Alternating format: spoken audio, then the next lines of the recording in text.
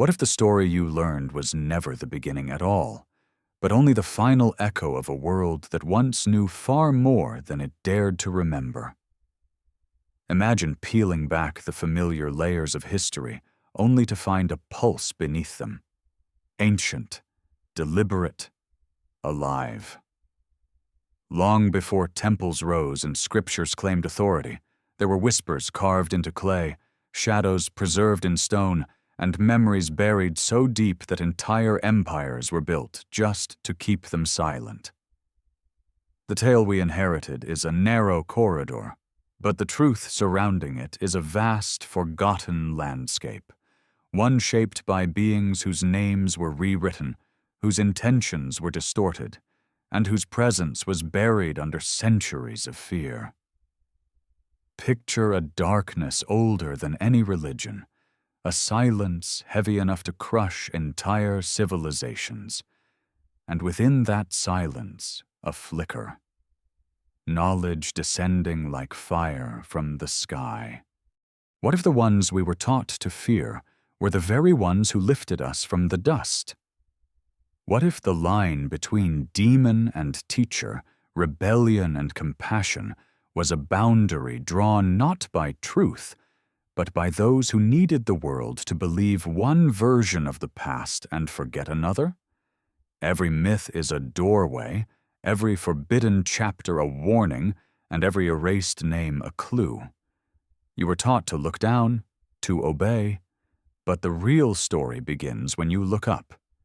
Before we dive deeper, ignite that like button and prepare for the revelations to come. Tell me in the comments where you are listening from, what time it is there.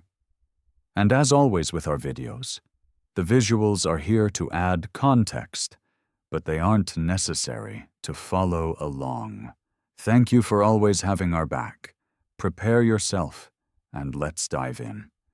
In the ruins of southern Mesopotamia, where the heat lifts from the ground in trembling waves, and the earth seems to whisper its age through cracked stone and drifting sand, a discovery once shook the quiet certainty of those who believed history was fixed.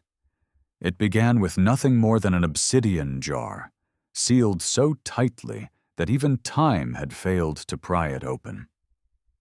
Archaeologists brushed it free from the dust with the calm hands of people who expected pottery, small trinkets, something mundane. But when the jar cracked with a brittle sigh, what lay inside was older than their training, older than their languages, older even than the stories they had been taught were the first. Clay tablets shimmered in the light like blackened stars, etched in markings that refused classification. Not Sumerian, not Akkadian, not anything on record. It was as if the writing belonged to someone who thought differently, someone who understood light the way a sculptor understands stone, or the way a mathematician understands silence. The team barely had time to photograph the markings before men in plain clothes arrived, armed not with weapons but with authority.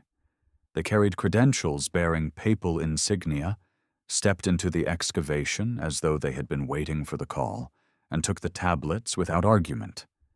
No announcement, no cataloging, no explanation.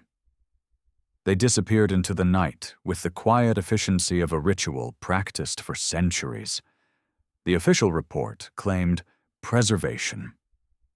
The whispers among the team spoke of something else, something older than the church, older than the myths that built it, something the Vatican had spent generations making sure the world would never understand.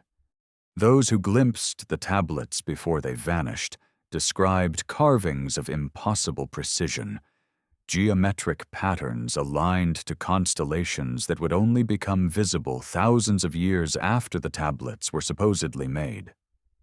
The symbols hummed under certain light, as if reacting to the gaze of those who dared to look too long. One archaeologist said the markings felt like messages from the stars carved into clay, while another simply called them warnings. He vanished a week later, leaving behind only a notebook filled with frantic sketches repeating the same word over and over: the Watchers. It is that name, carved into clay older than written memory, that begins the descent into a world history has tried to suffocate. Long before Scripture painted the cosmos with angels and demons, before monotheism simplified creation into a battle between obedience and rebellion, ancient stories spoke of luminous beings who descended not in wrath, but in curiosity. They were the ones who walked among early humans, teaching them language, metalworking, astronomy, the healing arts. They were not gods to be worshipped, nor monsters to be feared. They were something in between, bridges between flesh and sky, guides, mentors, watchers, but compassion, even cosmic compassion, can be outlawed. The tablet suggested that these beings broke an ancient decree, one older than the stars themselves, that knowledge was never meant to pass freely between realms. By teaching humanity the secrets of mathematics, the cycles of the heavens, and the laws of matter, they had interfered with the architecture of creation. And for that they were cast down, not in fury, not in punishment, but in sorrow, a cosmic exile, a silence that rippled through millennia. What was once remembered in gratitude became feared in doctrine. The Watchers, once honored as bringers of light, were recast as the fallen, the tempters, the demons. The deeper the researchers dug, the more they found the same pattern repeating across epochs, like a wound that refused to close. In monasteries, scribes once scraped ink from parchment with knives, erasing any mention of beings who taught mankind before Eden. Marginal notes in trembling handwriting were later discovered beneath layers of overwritten Latin. Notes that spoke of star beings who walked the earth before any garden was planted. They described teachers, not tyrants, guides, not villains. The monks who copied texts by candlelight knew what they were erasing. They obeyed anyway, and history quietly shifted its weight to hide the footprints of those who did not fit the narrative of obedience. But silence has texture. It leaves marks. In the frozen vaults beneath the Vatican lies a room spoken of only in whispers. Endless corridors of iron doors hide manuscripts bound in leather blackened with age. The air hums faintly, as if vibrating from old energy. Some say the hum grows stronger near the chamber, labeled Nephilim. Restricted, where translations of those vanished tablets are believed to be kept. A priest named Benedetto Rossi once worked tirelessly on those translations. Fluent in ancient languages, he called the third script alive, claiming it shifted slightly whenever he returned to it. In his notes, only fragments remain. He described patterns that mirrored constellations and sequences that seemed to read him as he read them. One night, Benedetto disappeared. His workspace was found with ashes of burned notes and a phrase scratched deeply into the desk. They are watching still. Stories like his are easy to dismiss until you follow the trail. Long before the first pyramid rose from the desert, the people of Sumer wrote of gods who descended from the stars in vessels of fire and thunder. They named them Anu, Enki, Enlil, beings of light who guided humanity through its infancy. They taught people how to measure the floods of the Tigris and Euphrates, how to chart the wandering stars, how to shape metal from stone. They were the bringers of civilization, the architects of early knowledge. But like every story rewritten by time, their memory fractured. Enki, the serpent of wisdom who loved mankind enough to defy divine order and give them secrets of creation, would later be retold as the serpent of temptation. The teacher became the villain. The lesson became the sin. It is no coincidence that stories of Prometheus, Lucifer, the serpent, and the Watchers all follow the same arc: light offered, punishment given, truth buried. The narrative was shaped carefully across centuries to ensure humanity looked upward with fear, not curiosity. To keep the heavens unreachable, to sever the memory of those who once bridged the gap. But the cracks keep widening. Even in medieval cathedrals, the symbols of the old star maps remain hidden in the stained glass, the rose windows, the carved stone. Patterns identical to those etched on ancient Sumerian tablets, patterns that should have vanished thousands of years earlier, reappear in architecture blessed by the Church. Sacred geometry pulses beneath the paintings of angels, the same geometry once used to honor the Watchers. The Renaissance revived more than art. It revived memory. Scholars painted angels with wings made of machinery, descending from circular clouds like vessels. Da Vinci's sketches show beings of light and flight, their presence less spiritual and more technological. He was no fool, and neither were the masons who built cathedrals aligned perfectly with solstices and star rises. They encoded the old truth in stone because ink could be erased, parchment burned, names forbidden. As time folded into the modern age, the Watchers lingered in the sky like forgotten signatures waiting to be recognized. Astronomers began noticing lights that moved with intention, hovering, shifting, responding. Star clusters arranged in the same geometric patterns as the ancient tablets. Scientists found mathematical ratios in asteroid belts that matched forbidden Sumerian diagrams. Satellites picked up frequencies that, when fed through ununiform algorithms, formed symbols nearly identical to those on the vanished clay tablets. Coincidence loses its meaning when repetition becomes persistence. And so the question emerges, not whether the Watchers were real, but why their memory was dismantled so methodically. Why the Church, an institution powerful enough to shape continents, invested centuries in erasing them. Why any mention of them in pre-Abrahamic texts was labeled heresy. Why their names became weapons of fear rather than echoes of compassion. Perhaps the answer lies not in what they were, but in what they gave. Knowledge, independence, self-awareness, the understanding that humanity was not a fragile creation waiting for instruction, but a species capable of shaping its own destiny. The Watchers offered something every empire, every church, every authority has feared since the beginning: the idea that people could think for themselves. Imagine what would happen if the world remembered that truth. If we remembered that the first beings ever said to walk with us did not demand worship, but offered wisdom. That they did not ask for obedience, but understanding. That they were not fallen because they rebelled. They were fallen because they loved. Across centuries, the Vatican tried to cast them into shadow. But shadows are not empty. They hold the shape of what stands in the light.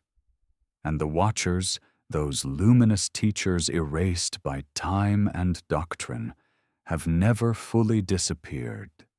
Their traces linger in architecture, in forbidden manuscripts, in star maps that match across civilizations separated by oceans and centuries, in the quiet hum beneath the archives, in the lights that drift across the night sky, in the stories that refuse to die. There comes a moment in every age when the buried returns to the surface, when the questions outnumber the answers, when the patterns become too precise to ignore. And perhaps we are living in such a moment now, one where the boundaries between myth and memory begin to dissolve, revealing something older, stranger, and far more beautiful than the stories we were taught to obey. Maybe the Watchers never left. Maybe we simply stopped listening.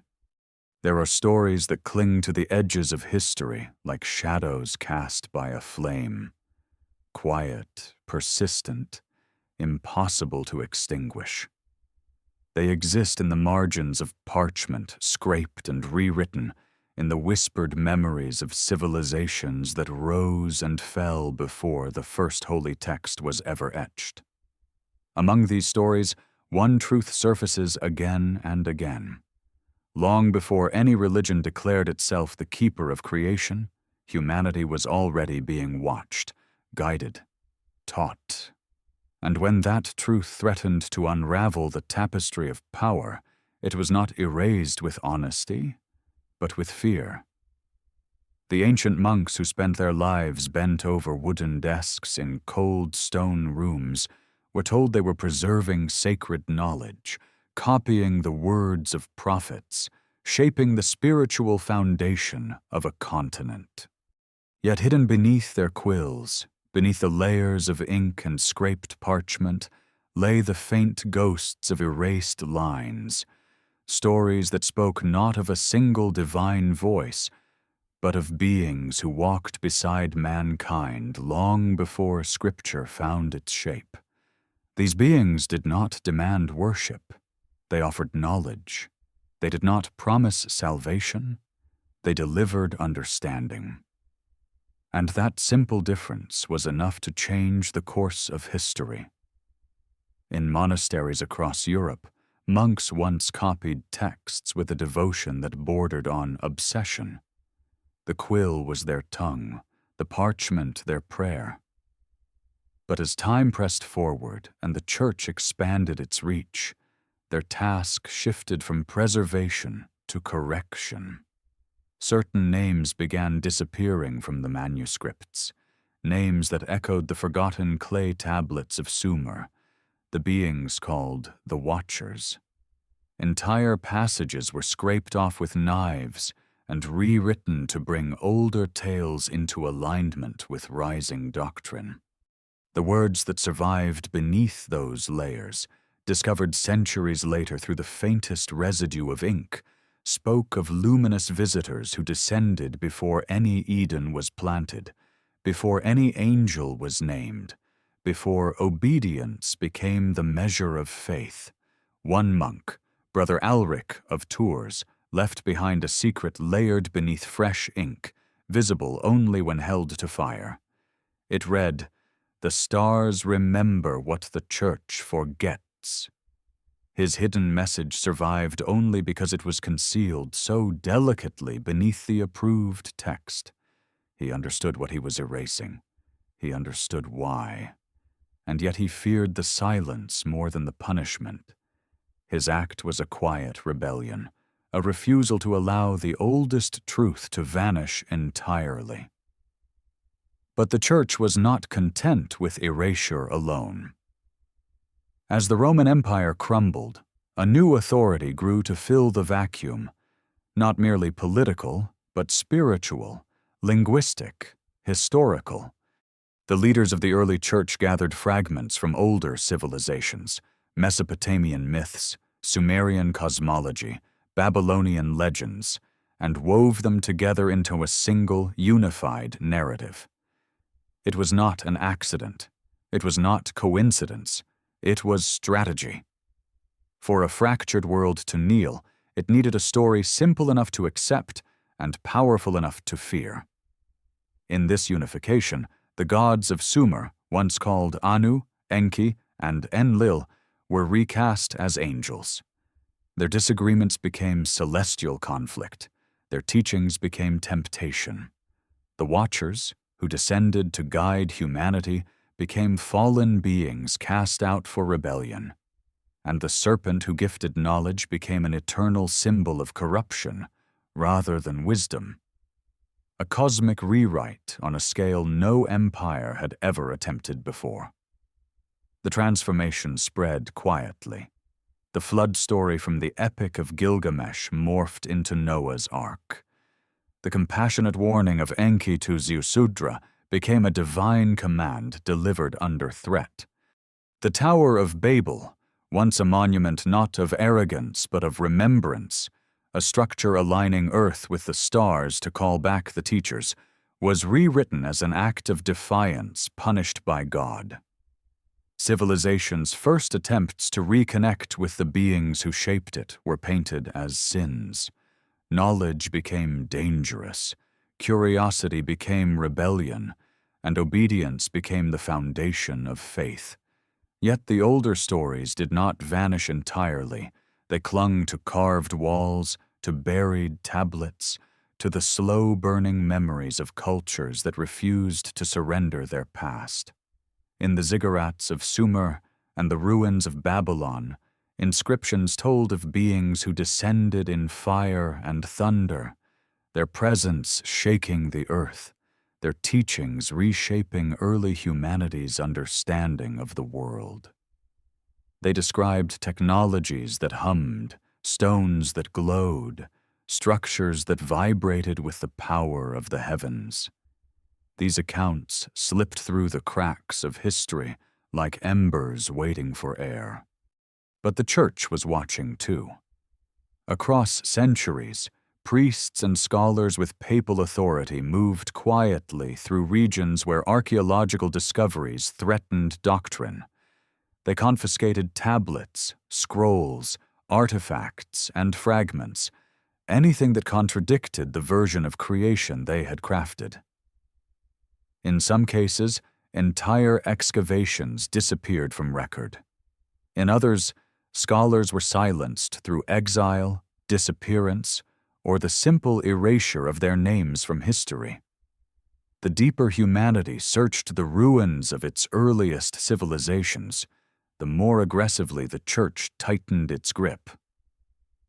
This pattern emerged again during the Middle Ages, when libraries and scriptoria began receiving orders to purge texts that referenced pre-Abrahamic celestial beings. Scribes were told the old stories were illusions meant to confuse the faithful. But even then, some monks saw the truth shimmering beneath the surface. They recognized the symbols, the constellations, the echoes of Sumerian memory buried in the margins of sacred scripture. They whispered among themselves that the true heresy was silence, the rewriting of history to hide the existence of beings who once walked with mankind. Centuries later, a fragment discovered in the wall of an ancient abbey bore a trembling script. Before Eden was planted, they walked among us and taught the language of the stars. The ink was faded, its edges charred, its existence a defiant whisper against centuries of suppression. But the rewriting of history did not end there. In time, the Church needed not just to unify the past, but to solidify its authority over the future. It absorbed myths, symbols, and rituals from conquered civilizations, reshaping them into Christian imagery. Ziggurats became the conceptual predecessors of cathedrals. The luminous beings who descended from the sky became angels with wings and flowing robes. Their names, Azul, Sariel, Uriel, echoed through both Sumerian tablets and Christian manuscripts, separated by millennia, yet identical in structure. The transformation was not a correction, it was camouflage, a way to absorb forbidden memory into acceptable doctrine while stripping it of meaning. By the time the Latin Bible was finalized in the 4th century, nearly every trace of Sumerian cosmology had been repackaged or erased. The teachers of light became the fallen. The bringers of knowledge became symbols of sin. The very word Lucifer, meaning light-bearer, carried the ghost of the watchers, twisted beyond recognition. Yet light always leaves a trace. Within Europe's grand cathedrals, patterns of the ancient sky remain encoded in the architecture. Rose windows align with solstices. Carvings depict constellations known to Sumerian priests long before Christian astronomers charted them. Even the geometry of Gothic arches mirrors the diagrams found in Mesopotamian star maps. Builders who understood the hidden lineage of their craft encoded forbidden knowledge into stone and glass, aware that ink could be burned, but architecture endured. They called their work sacred geometry, but it was far older than any saint. It was a language of creation, a silent tribute to the watchers who taught humanity the mathematics of the cosmos. And while the Church blessed these monuments, it remained unaware, or willfully silent, that its holiest structures echoed a story it had tried so hard to erase. Then came the Renaissance, a time when Europe's thinkers dared to question the shadows. Writers, painters, and scholars explored not just the spiritual, but the cosmic. They looked upward and saw not heaven, but possibility. Among them grew a quiet debate. What if the beings described in holy texts were not spirits, but visitors, architects of light and knowledge? Giordano Bruno paid for that question with his life. Burned in a public square for suggesting that the divine was not confined to earth and that the messengers of heaven might walk among the stars. Yet even in death, his ideas spread like wildfire. Artists embedded encoded messages in their paintings. Philosophers wrote of infinite worlds filled with luminous beings. Architects aligned domes and towers with celestial patterns older than Christianity itself. Science and memory converged, resurrecting echoes of truths once buried under centuries of doctrine.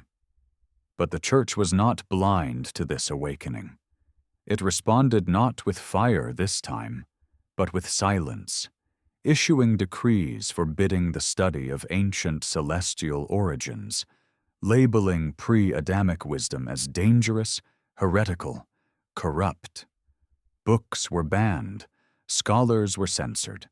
The printing press, humanity's greatest tool of knowledge, was subtly steered to avoid anything that connected Scripture with the forbidden past.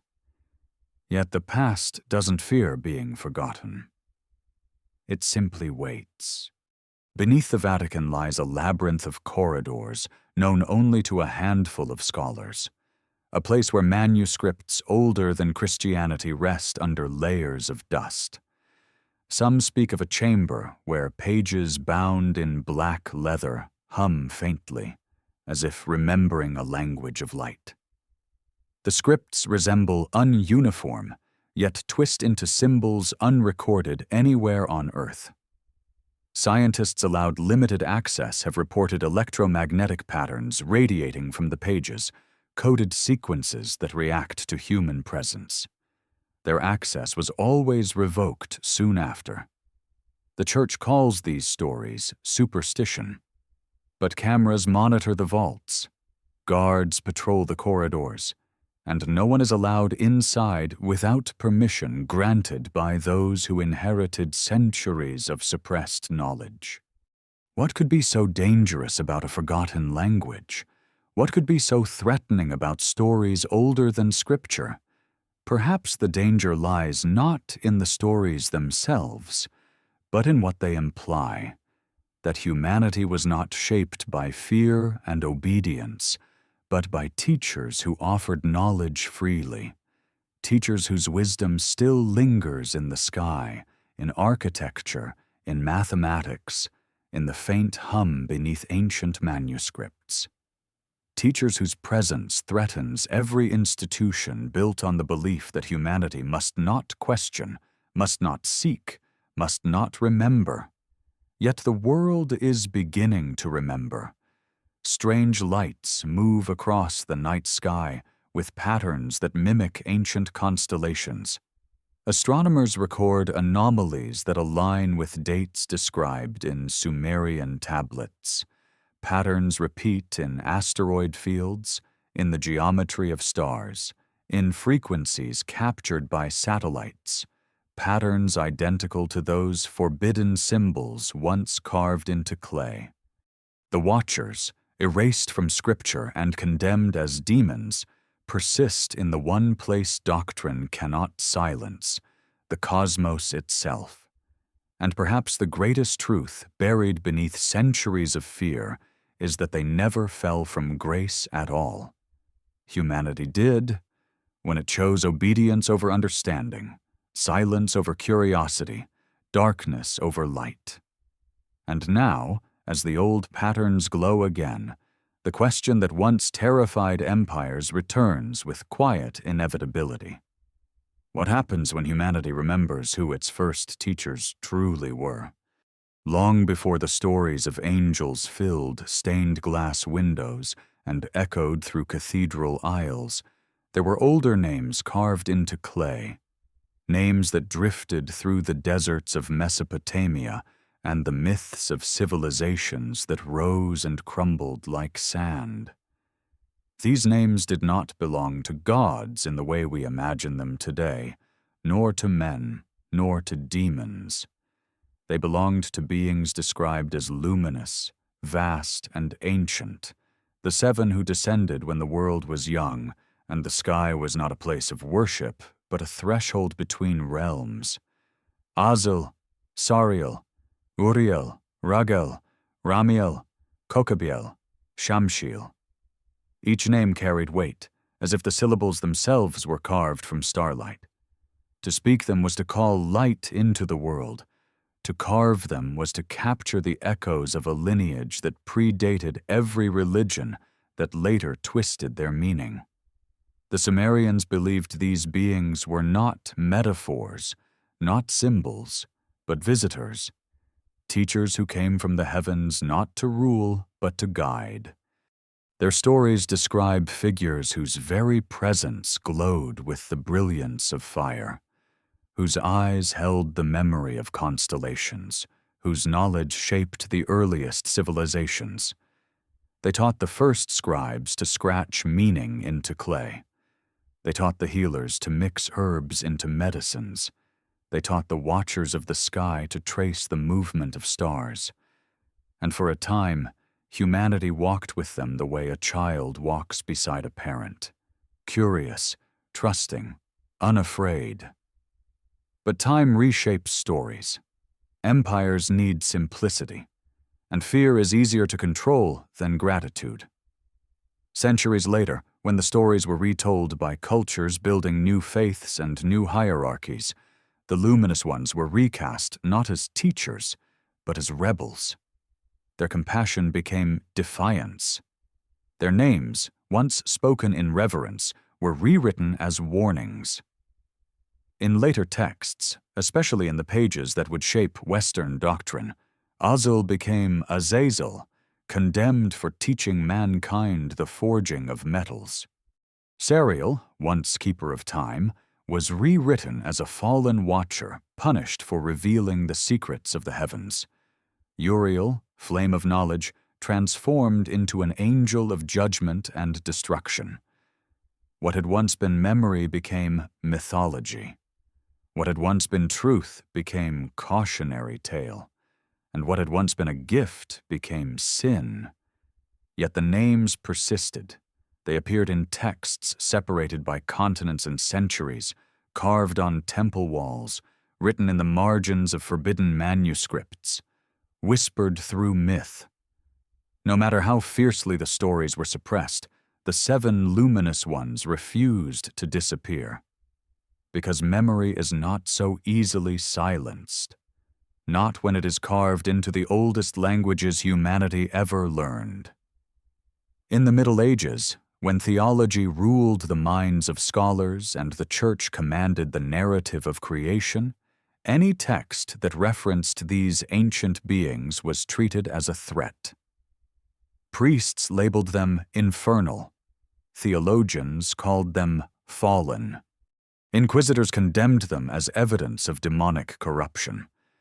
Any scroll or fragment that mentioned their names was burned, buried, or hidden in vaults. Yet, despite the flames, some stories survived.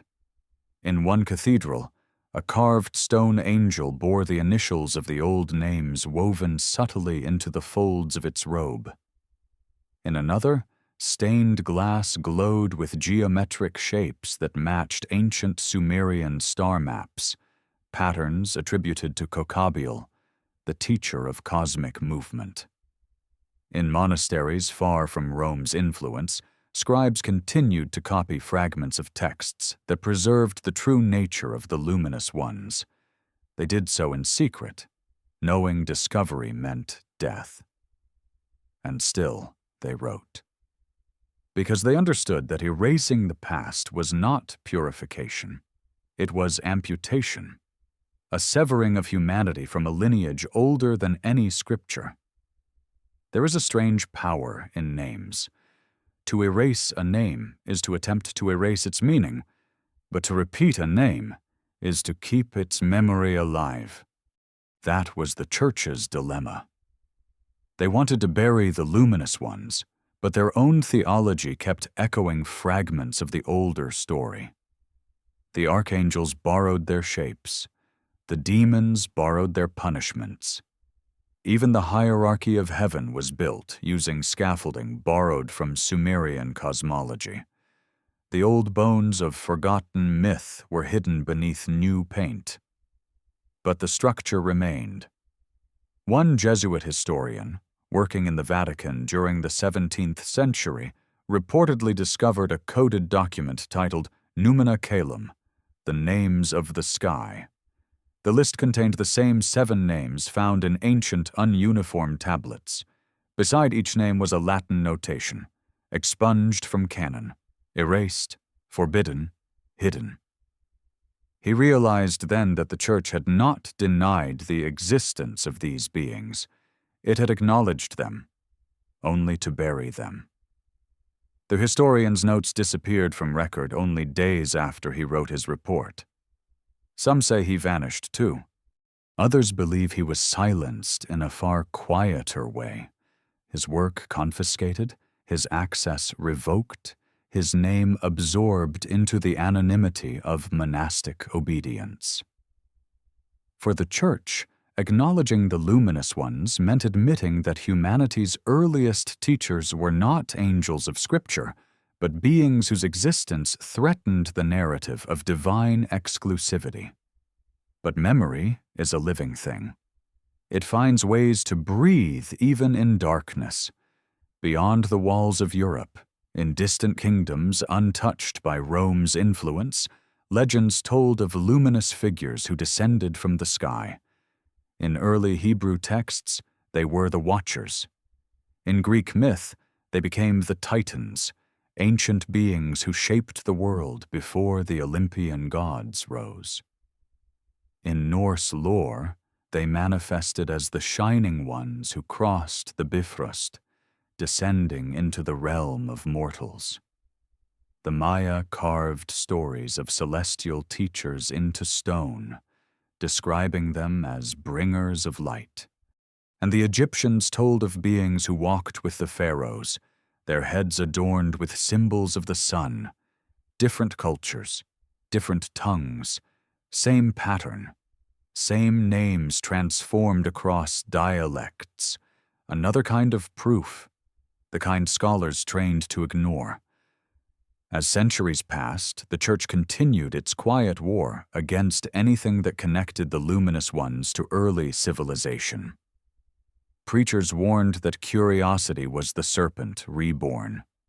Inquisitors hunted scholars who studied forbidden books, and any remnant of pre-biblical astronomy was labeled witchcraft, sorcery, or delusion.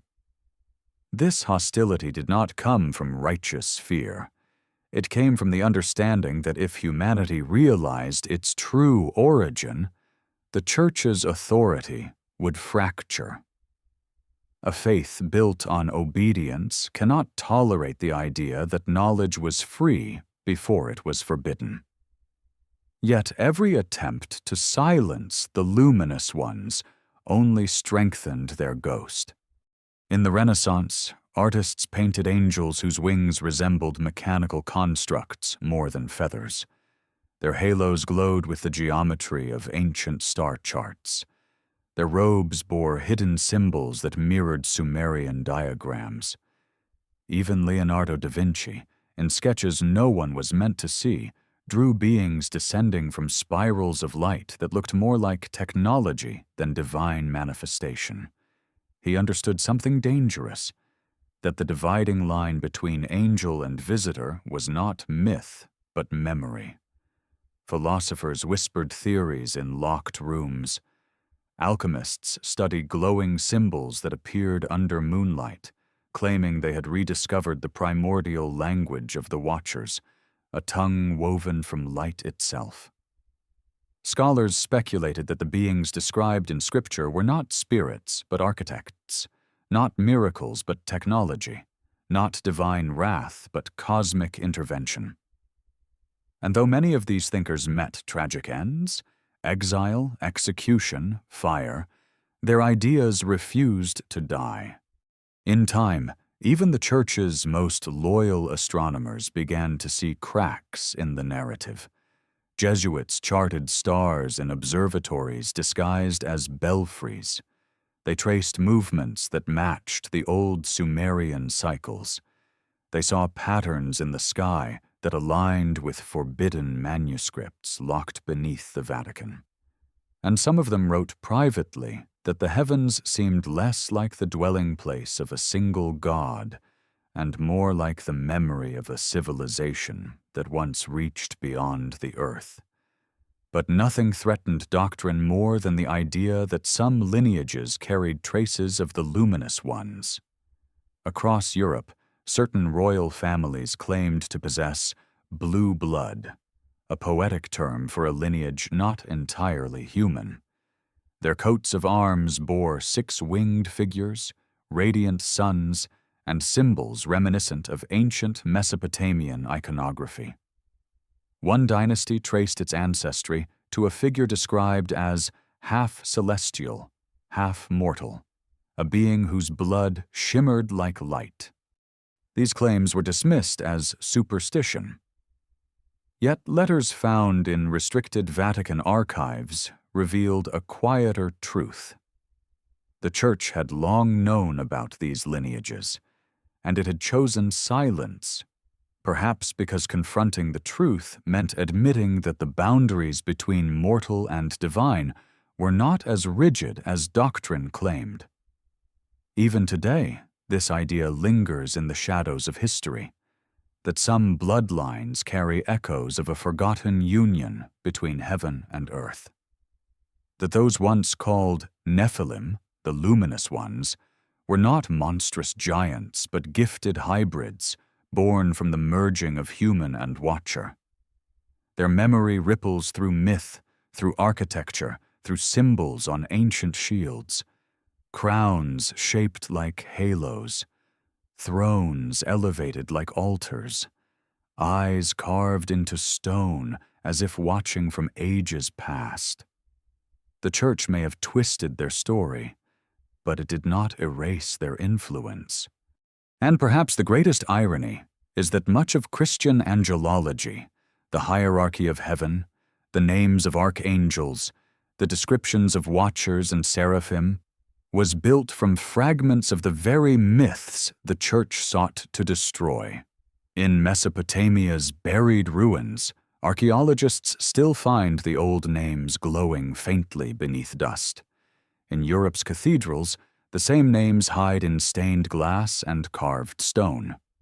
In esoteric manuscripts passed hand to hand through centuries, they appear in diagrams, in coded alphabets, in astral charts. The luminous ones persist, not because they were worshipped, but because they were remembered. And now, as modern science peers deeper into the cosmos, the patterns begin repeating. Strange lights align with the old constellations. Frequencies echo the sequences carved into ancient tablets. Satellite data reveals anomalies that mirror symbols once associated with Kokabeel and Serial. Coincidence bends under its own weight.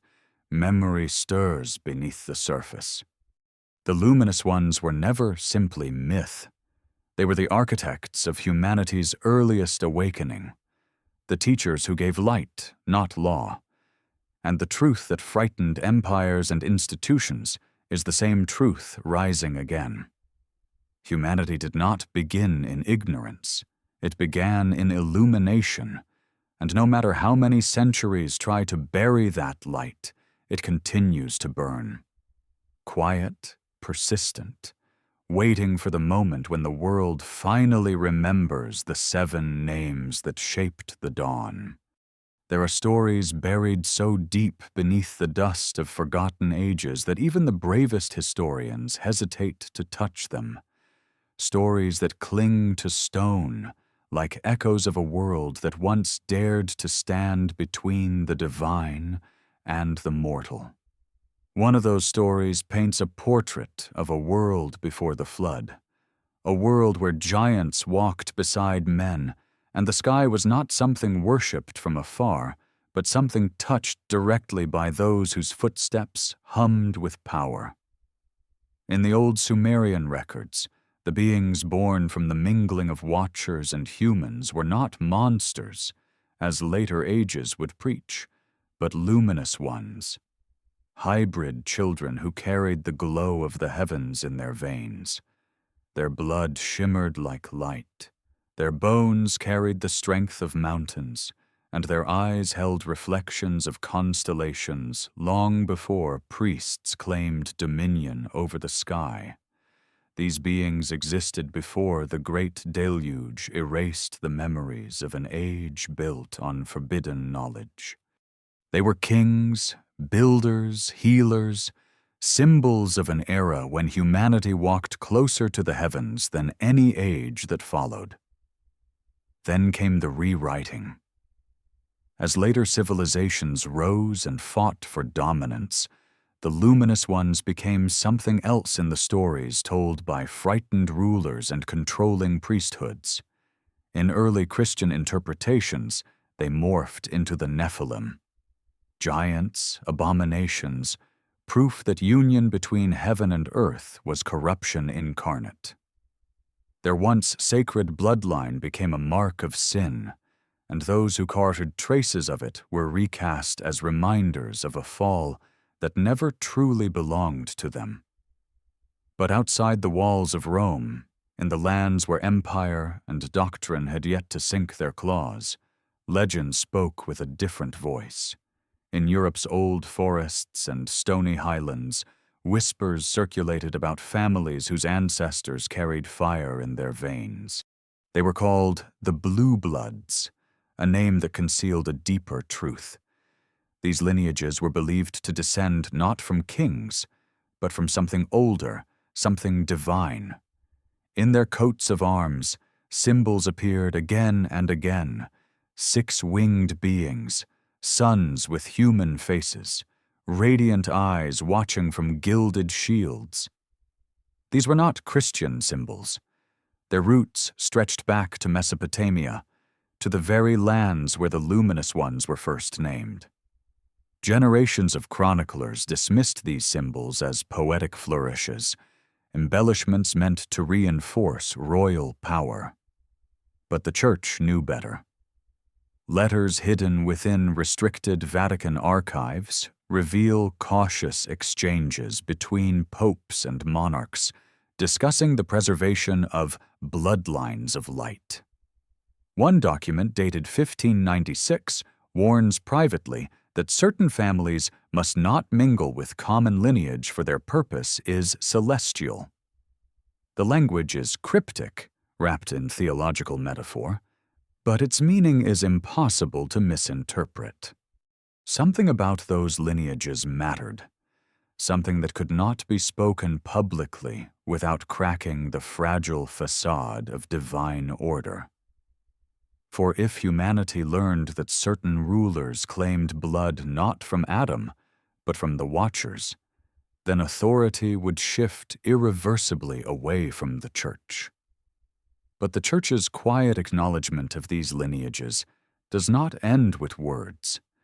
Across centuries, portraits of royal families reveal a strange commonality: elongated heads subtly masked by artistic style, eyes painted with unusual brightness, fingers depicted longer than natural, almost delicate yet firm. Artists, working under royal commission, painted what they saw. Their subjects often carried the faintest traces of the beings their blood once remembered. But to the public, this was simply noble beauty, a phrase that conveniently disguised ancestry too controversial to name. The deeper one searches, the more the pattern emerges. In France, the Merovingians were believed to possess a spark of divinity, their hair described as glowing in sunlight in ways that defied ordinary description. Chroniclers spoke of their healing abilities, their uncanny intuition, their ability to sense danger before it arrived.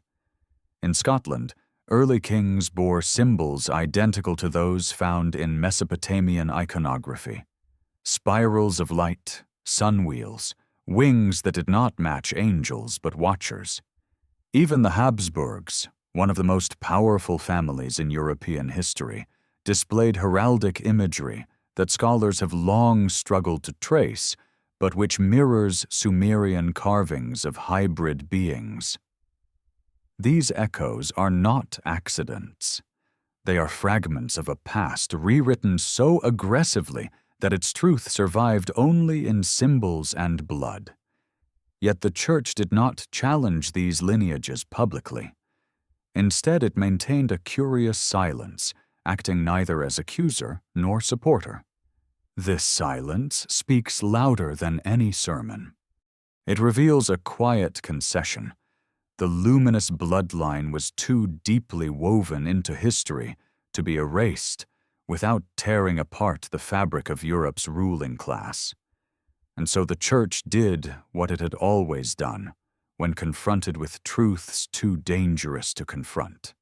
It buried them beneath layers of doctrine, rebranded them under new symbols, and allowed misinterpretation to spread like a fog. But while Europe was reshaping myth into monarchy, another story unfolded in the shadows of the continent, far from royal halls. In the 13th century, hidden communities emerged across southern France, groups who followed teachings older than the Church, teachings they claimed came from the original messengers. They were known as the star cults, and their rituals centered around a belief that humanity carried a divine spark inherited from beings who descended long before recorded history. They gathered in caves and forgotten valleys, never in open temples, chanting hymns in a language no priest could decipher. Some scholars believe this language derived from the same luminous script found millennia earlier in Sumerian tablets. The script said to glow faintly under the stars. The star cults believed that memory was salvation, that remembering one's celestial origin was the path to reclaiming a forgotten connection between the heavens and mankind. At the heart of their belief was a book now lost to the world, a text they called the Book of Descent.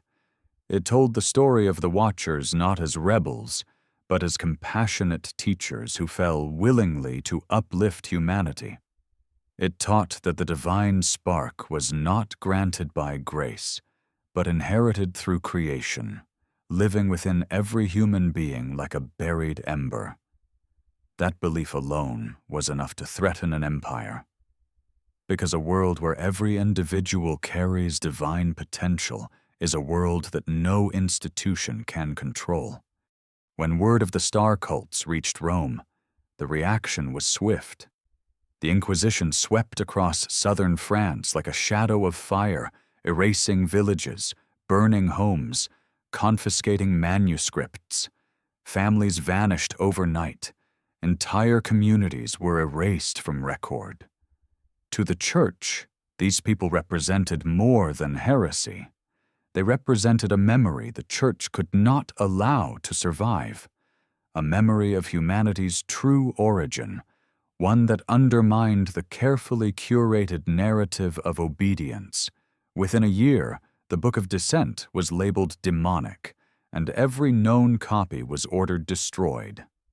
By 1261, the star cults had been reduced to ash and silence. But silence does not last forever. Centuries later, a scholar working in the Vatican stumbled upon a single page hidden inside the binding of another manuscript. Its edges were blackened with fire, its writing a blend of Aramaic and a strange pictographic script that resembled the ancient language of the Watchers. At the bottom of the page was a seal reading Liberatus, the fallen book. The surviving line of text read, "We came from the light and fell into matter so that we may rise again." No one knows who hid that fragment or how it survived the purge. After its discovery, access to that wing of the archive was quietly restricted, and the page was marked as lost. But descriptions persisted among those who glimpsed it, a flicker of truth that refused to die. While manuscripts burned and communities vanished, another form of remembrance survived. High in remote monasteries, monks watched the stars in silence, tracing their movements with crude instruments carved from brass and wood. To them, the sky was not a symbol of heaven, but a cosmic manuscript waiting to be decoded. They believed the Watchers would return in alignment with a cycle written into the heavens. Using measurements that should have been beyond their capability, they aligned charts with ancient Sumerian maps smuggled from the east. To their astonishment, the patterns matched perfectly.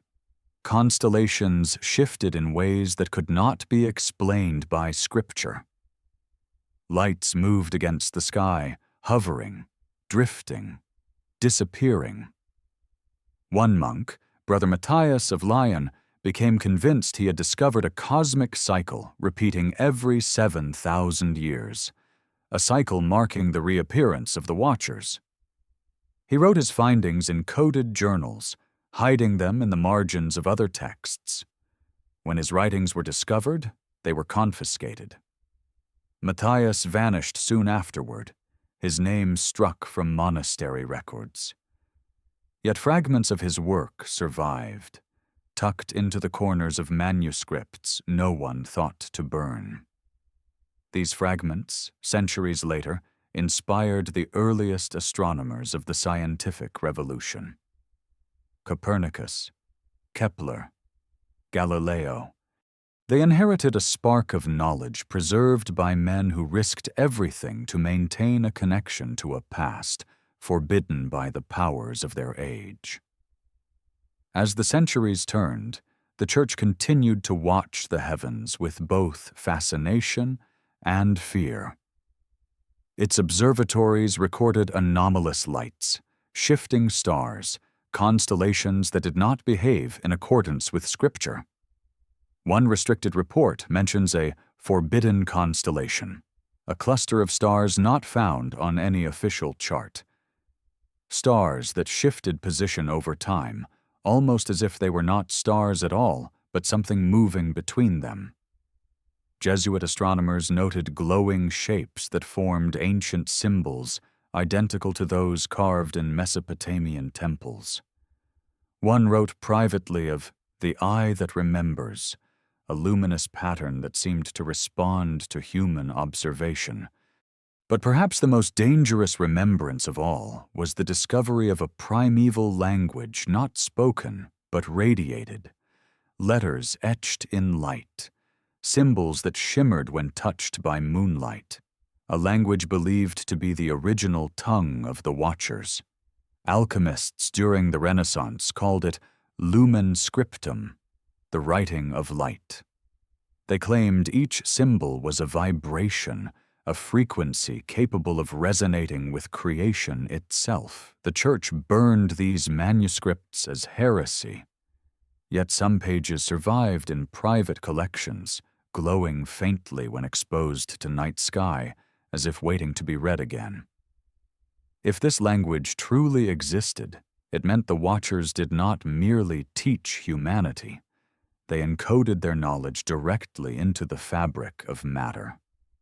In excavations across southern Iraq, archaeologists unearthed bronze keys etched with shimmering runes, relics believed to belong to the ancient temples of Enki, the Sumerian god of wisdom. These artifacts, shaped with impossible precision, bore uncanny resemblance to the papal keys of St. Peter: double crossbars, circular heads, geometric alignment. A symbol thousands of years older than Christianity mirrored the emblem of the Vatican. The Church dismissed this as coincidence. Yet within months of their discovery, the keys vanished from record, transferred for study, never to reappear. The further humanity digs, the clearer the pattern becomes. The Watchers were not divine rebels. They were the architects of human potential. The luminous bloodlines were not abominations. They were bridges. The star cults were not heretics. They were remembering. The monks watching the night sky were not sinners. They were witnesses. And the Church's silence was not ignorance. It was fear. For the greatest secret buried beneath centuries of rewritten history is not that the Watchers fell. It is that humanity once rose with them, walked beside them, learned from them, and carried their spark into every age that followed. And perhaps that spark is beginning to awaken again. There are moments in history when light does not fall from the sky, but rises from the earth, flickering like a forgotten memory trying to claw its way back into human consciousness. In the dim corridors of medieval Europe, long before telescopes pierced the darkness or scientific revolutions shifted the axis of thought, a handful of monks became the custodians of a truth that none of them fully understood. They were not rebels. They were not heretics. They were simply men who looked at the night and saw patterns that should not have existed. Patterns that gleamed with the same sacred geometry carved into the ruins of Sumer, faintly alive beneath centuries of dust. These monks lived in silence, surrounded by stone walls and candlelight, yet their gaze stretched far beyond the physical world. Night after night, they climbed narrow towers disguised as belfries, gazing upward as though listening to a distant voice carried on starlight. They were called astronomers of heresy, though none of them sought rebellion. To them, the heavens were not just lights pinned to a celestial dome, but a language written across eternity, waiting for someone patient enough to decipher it. Using instruments carved from brass and wood, primitive by modern standards yet astonishing in their precision, they tracked the movement of planets, stars, and strange lights that drifted against the tapestry of night. They scribbled notes in coded margins, hiding their work beneath layers of theological commentary so thick that only the most obsessive scholar could ever hope to notice the truth buried inside. And in those notes, one theme reappeared again and again. The sky was alive. It pulsed, it shifted, it remembered, it behaved in ways inconsistent with the story the Church pressed upon the world. These monks found constellations that did not match official charts. They saw luminous shapes that hovered before vanishing. They recorded alignments that echoed patterns etched into ancient tablets, thousands of years older than the monasteries they lived in. They whispered of a cycle that linked the heavens not to prophecy, but to memory. A memory older than Scripture, older than empire, older even than the concept of a time, as humans understood it. One of these monks, a figure nearly erased from history, was Brother Matthias of Lyon. His name survives only in fragments, scattered across the margins of manuscripts that should have been destroyed. Matthias was convinced he had discovered a repeating cosmic cycle spanning 7,000 years, a cycle marking the return of beings once depicted in ancient Sumerian texts. He believed the Watchers would reappear when the heavens aligned with the same pattern that marked their descent. In hushed notes, he wrote of luminous forms drifting across the night sky, hovering for nights before vanishing.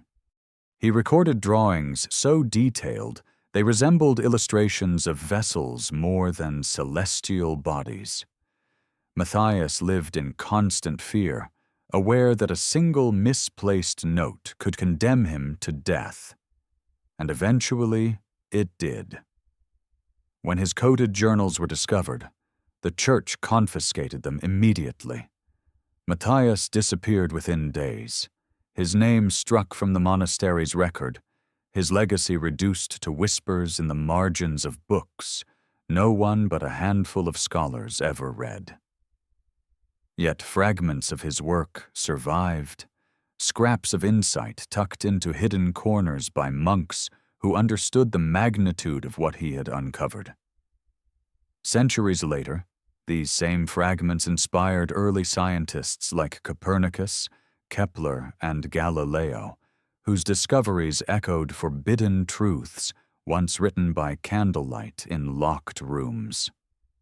The Church, recognizing the threat these ideas posed, moved with a quiet, deliberate hand. It issued decrees forbidding the study of pre-Adamic knowledge, anything that linked early humanity to celestial origins. It labeled ancient star maps as pagan illusions. It seized astronomical notes, coded journals, and fragments of Sumerian tablets that resurfaced through trade routes and excavation. The printing press, humanity's greatest instrument of knowledge, was subtly guided to avoid content that deviated from doctrine. Yet the more the Church tried to suppress the study of the heavens, the more interest grew among scholars who sensed that the truth lay not in obedience, but in curiosity.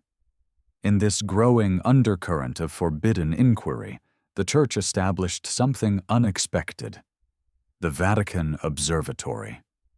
Officially, it was created to understand the heavens, a gesture of harmony between faith and science. But those who studied the institution's earliest history noticed something strange. The observatory was founded in 1582, the same year Pope Gregory XIII reformed the calendar, an act that restored humanity's measure of time to cycles described in ancient Sumerian records. Historians call the calendar reform coincidence. Others see intention. They see alignment. They see preparation. Inside the observatory's walls, Jesuit astronomers charted the movement of stars with an intensity that bordered on obsession. Their reports spoke not only of planets and comets, but of unexplained lights, patterns that shifted subtly over time, luminous objects that hovered for minutes before streaking across the sky in ways no natural phenomenon could explain. Some of these reports were never made public. Instead, they were sealed in restricted archives, accessible only to the highest-ranking members of the Church. Among these sealed documents is a set of letters describing a star cluster known only as the Forbidden Constellation. It is a constellation not found on modern charts, one that reportedly shifts position from century to century as though it were not part of the sky at all, but something moving through it. Jesuit astronomer Father Corvey wrote in his private journal that the constellation glowed differently, almost as if it responded to observation. He called it the eye that remembers. Researchers later noticed that the forbidden constellations' patterns resembled ancient symbols carved into Sumerian temples, geometric shapes believed to represent the Watchers. The implication was impossible to ignore. The Watchers had not vanished. Their memory had been engraved into the heavens themselves, waiting for those capable of reading the cosmic script. And as the observatory expanded, with new telescopes constructed in Chile, Arizona, and other sites chosen for their exceptionally clear skies, the rumors only deepened. Some astronomers claimed off-record that the Church was not mapping stars but monitoring a specific region of the sky tied to ancient lore, a region believed to be the descent point of the Watchers.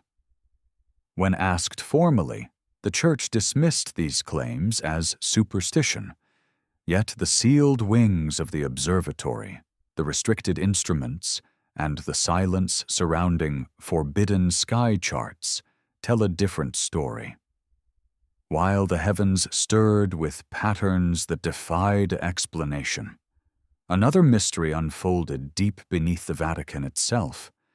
Hidden behind iron doors, beneath layers of marble and centuries of dust, lies what scholars refer to as the Whispering Vault.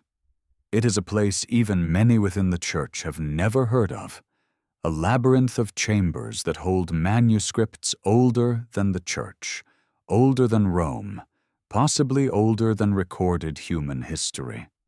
These manuscripts, bound in dark leather and sealed behind glass, are written in languages no linguist has fully deciphered.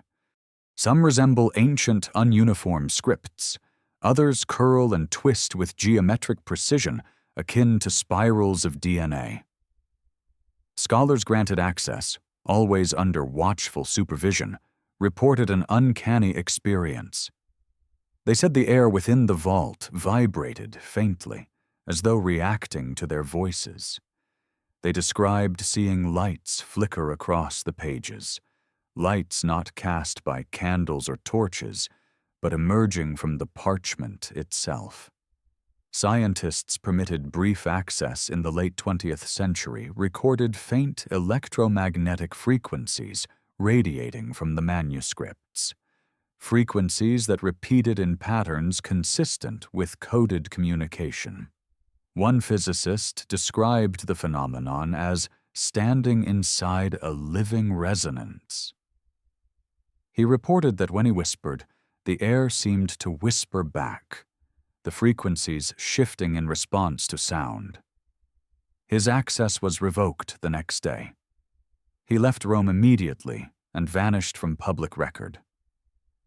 Other scholars spoke of pages that seemed to hum faintly when touched, as if the ink retained memory of the hands that wrote it. The more these testimonies surfaced, the more insistently the Church dismissed them as exaggerations. Yet the vault remains heavily guarded, its corridors monitored at all times. Restricted manuscripts remain sealed. Electronic sensors track movement in chambers where no one is permitted without direct authorization. And the origin of the glowing, whispering language remains unacknowledged. This language, called lumen scriptum by Renaissance alchemists, was believed to be the original speech of the Watchers, a language of light and vibration rather than spoken sound. Alchemists claimed the symbols shimmered under starlight, glowing like embers when touched by moonlight. They described the letters as frequencies, each carrying meaning not through form, but through resonance. Those who claimed to read it spoke of understanding not with the mind, but with the body, as though the script bypassed language entirely and communicated through vibration. The Church declared the manuscripts demonic and burned dozens of them, But fragments survived in the margins of banned texts and in the private collections of nobles who believed the Watchers had been humanity's first teachers. Modern researchers examining surviving fragments under ultraviolet light discovered faint traces of phosphorescent material unknown in medieval ink. It was as if the pages themselves remembered light. While scholars scattered across Europe struggled to understand the language of light, excavations in southern Iraq uncovered something equally inexplicable.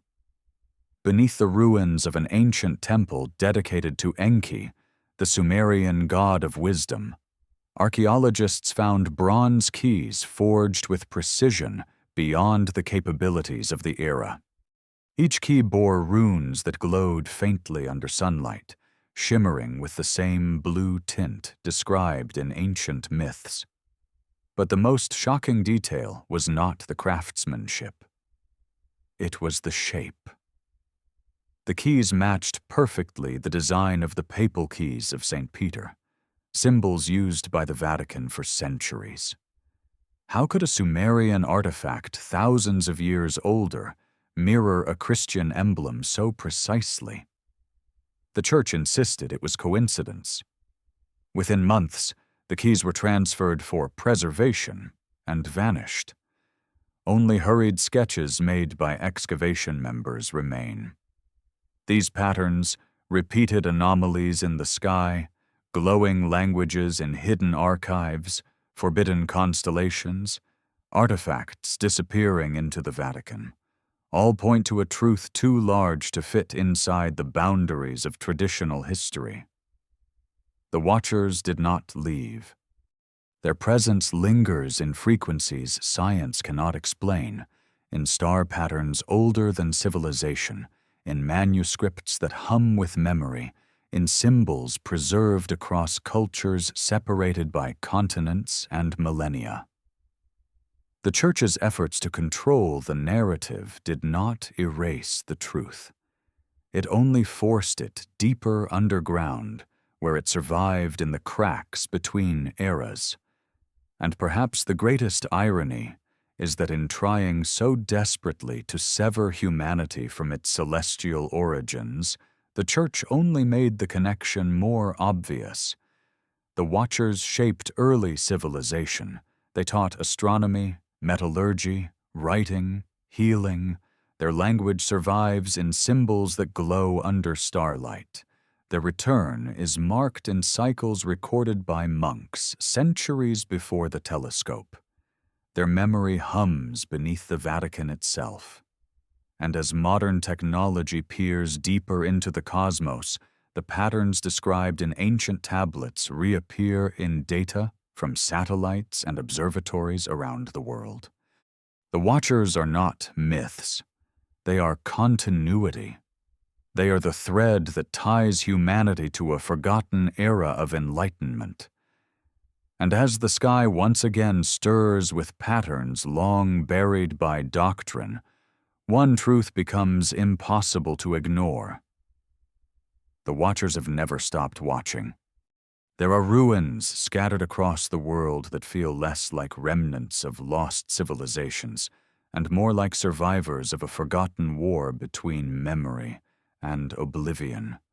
They stand in deserts, on mountaintops, beneath jungles, and under oceans, silent, eroded, half swallowed by time. Yet they radiate something unmistakably intentional, as though they were built not merely to endure, but to be rediscovered when humanity was ready.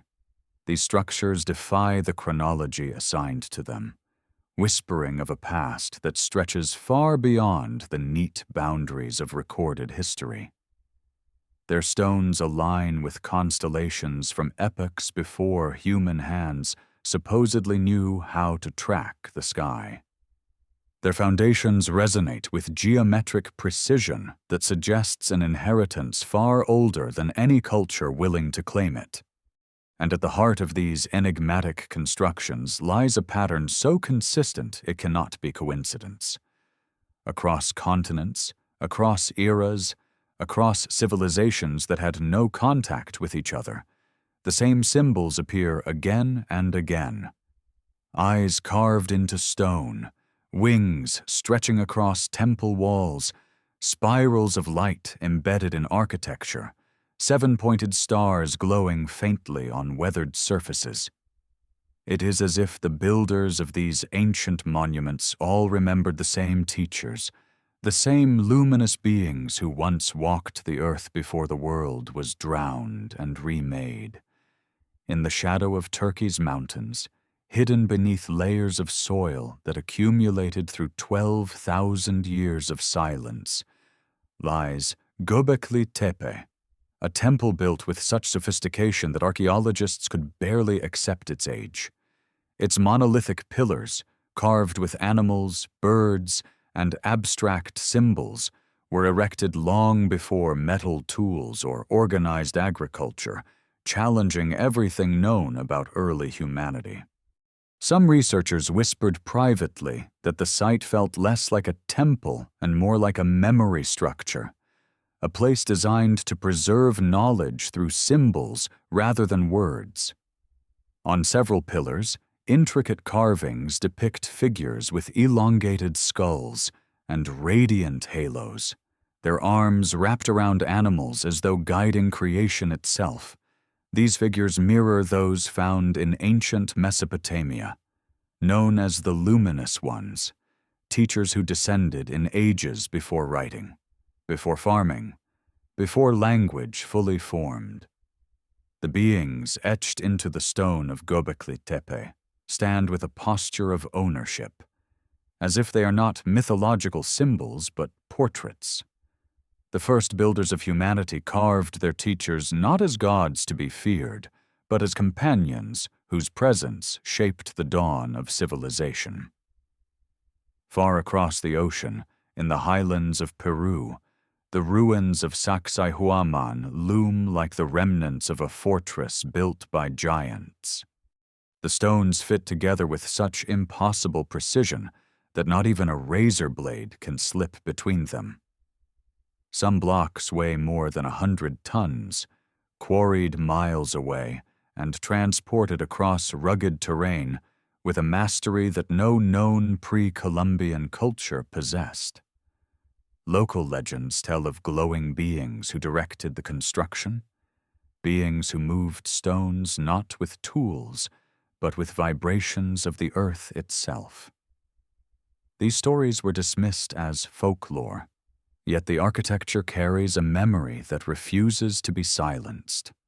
On certain stones, patterns resemble the ancient symbols attributed to Kökabil, the watcher who taught humanity the movement of stars.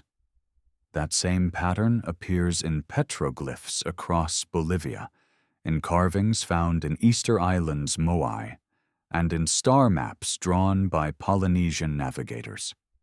It is a map not of the earth, but of the heavens, a signature of teachers who crossed oceans long before humans built boats capable of reaching the horizon.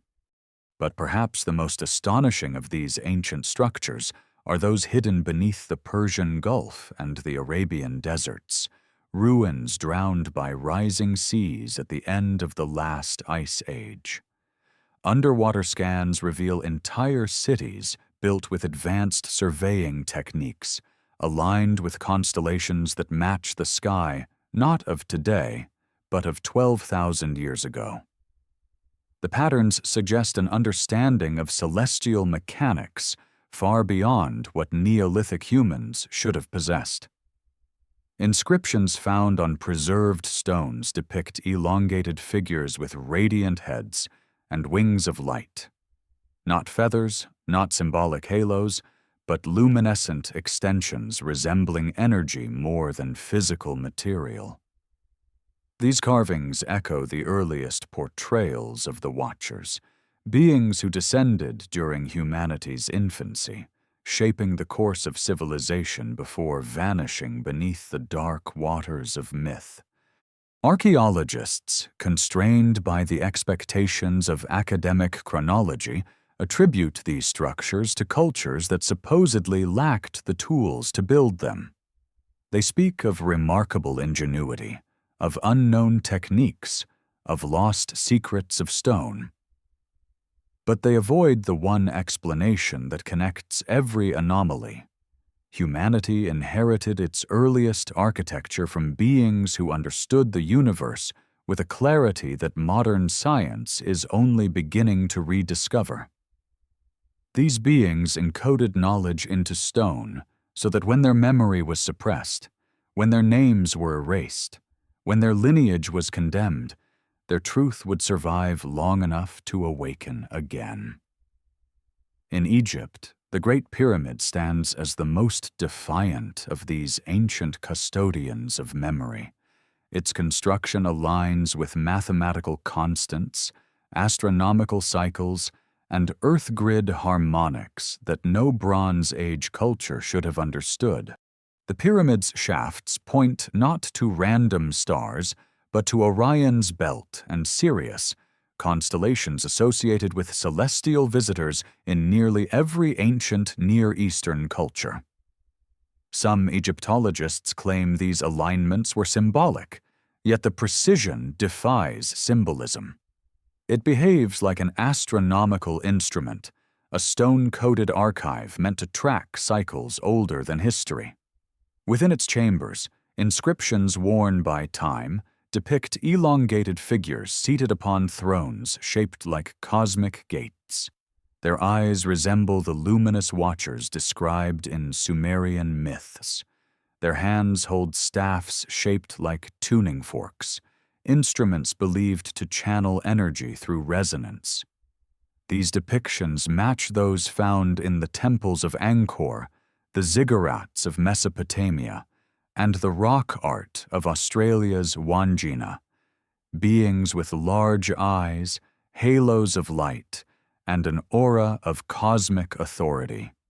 Across continents, the same patterns emerge, elongated skulls buried in noble graves from Malta to Peru, solstice alignments encoded into stone circles in Britain and the Caucasus, symbols of wings, spirals, and radiant eyes carved into temples built by cultures separated by oceans.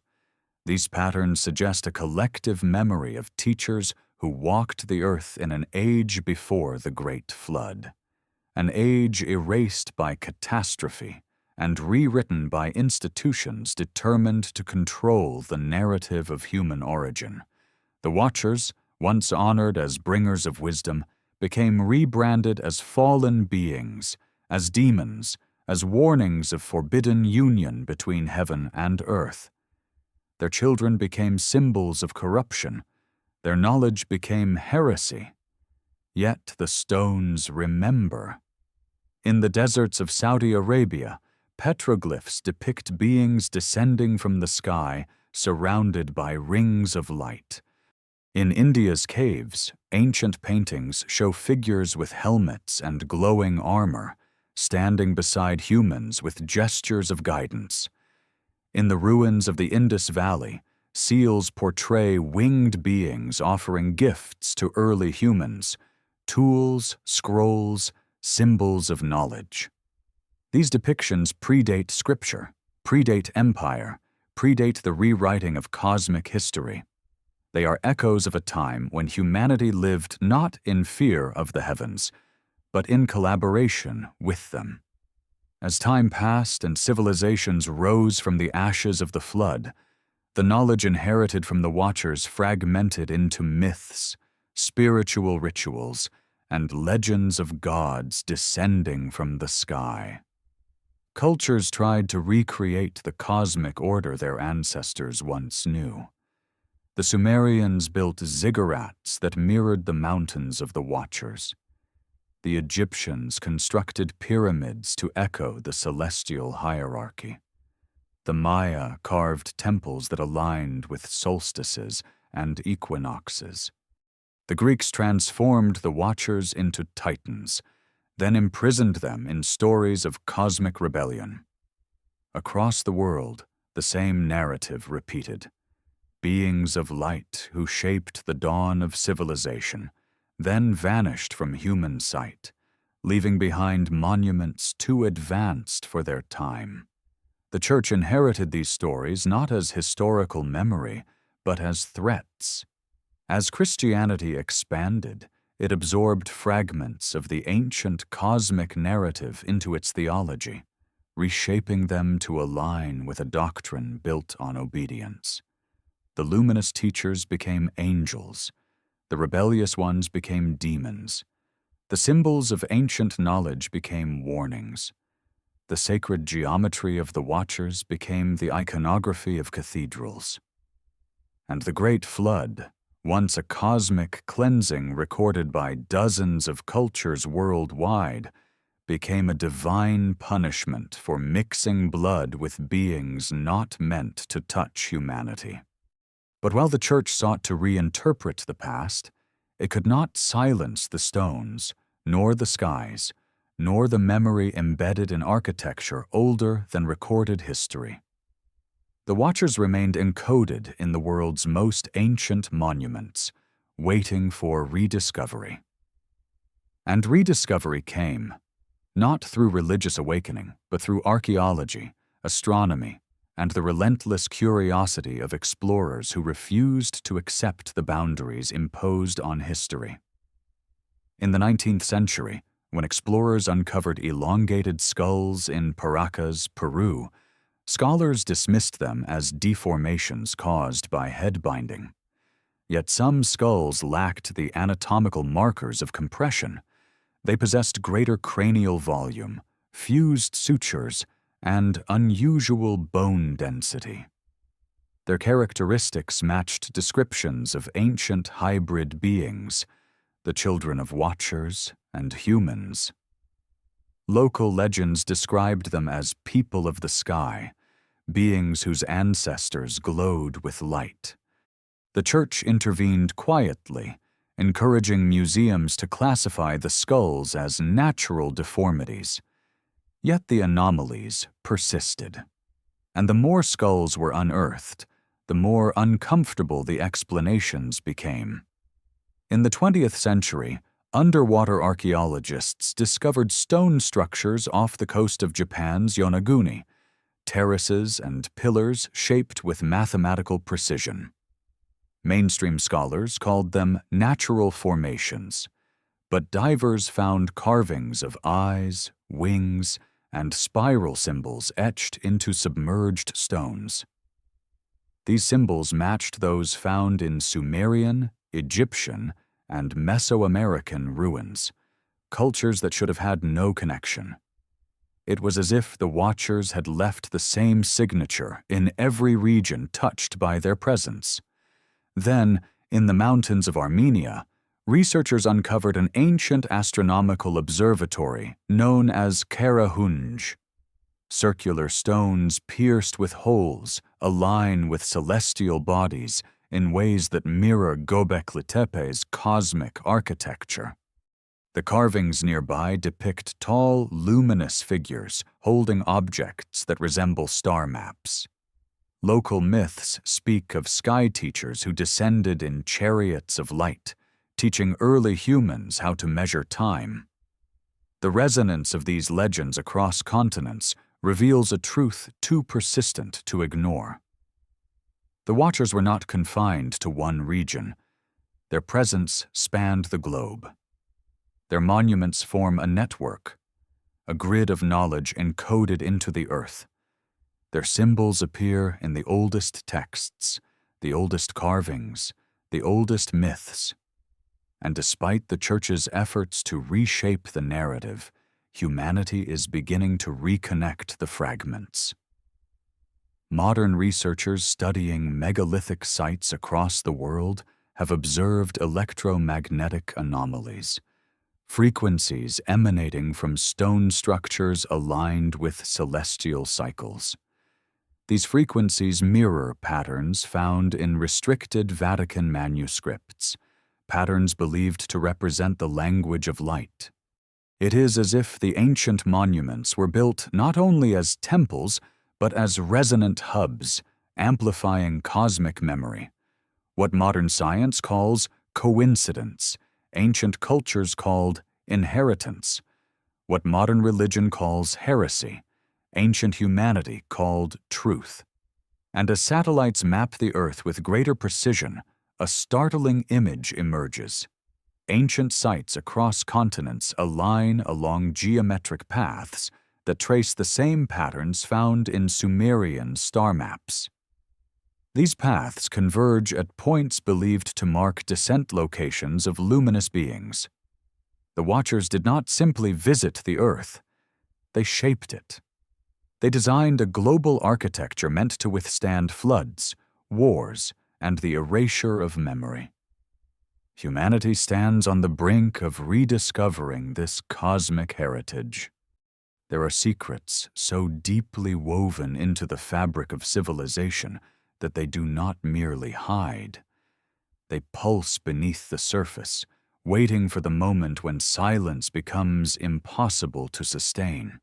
These secrets pass from empire to empire, like forbidden torches carried through collapsing ages, illuminating truths that rulers fear, scholars deny, and priests bury beneath layers of carefully crafted doctrine. Among these forbidden legacies, none has left a deeper imprint on human history than the shadowed lineage of the Watchers, the luminous beings whose arrival shaped the earliest civilizations and whose memory has been smothered beneath centuries of deliberate distortions. Their story did not vanish when ancient temples fell or when their monuments sank beneath oceans.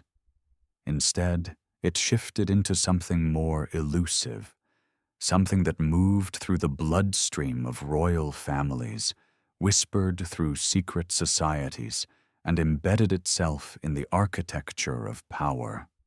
By the time Europe emerged from the ashes of the Middle Ages, the Watchers' influence had already infiltrated the highest corridors of authority, manifesting through symbols, bloodlines, and rituals that traced their origin not to scripture, but to a forgotten age before the flood reshaped the world. In the courts of medieval Europe, the presence of luminous bloodlines was an open secret spoken only in secure chambers, behind tapestries, and under candle-lit ceilings painted with seraphic forms. Monarchs claimed divine right not because they believed themselves chosen by an invisible god, but because they carried something older, something their priests and advisors could not easily name. Chroniclers described certain rulers with uncanny characteristics: eyes that glowed subtly in dim light, senses so sharp they bordered on preternatural, and an intuition that often manifested as visions or dreams guiding political decisions. These rulers were beloved or feared not for their armies or their crowns, but for the strange aura they carried, an echo of something celestial. Their subjects attributed these traits to divine favor, but those within the inner circles knew differently. They whispered that these rulers were descendants of the luminous ones, inheritors of a spark that once blazed across the ancient world before being driven underground.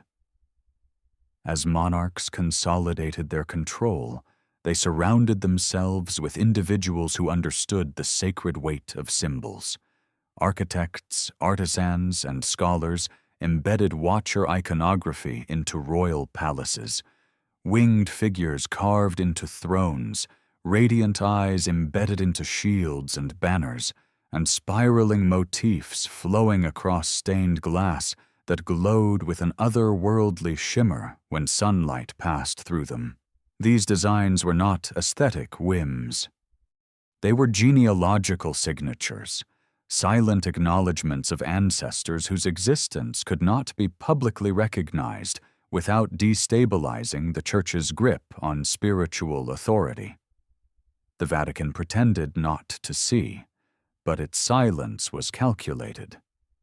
To challenge the symbols was to challenge the bloodlines, and to challenge the bloodlines was to risk unraveling centuries of political alliances that held Europe's structure together.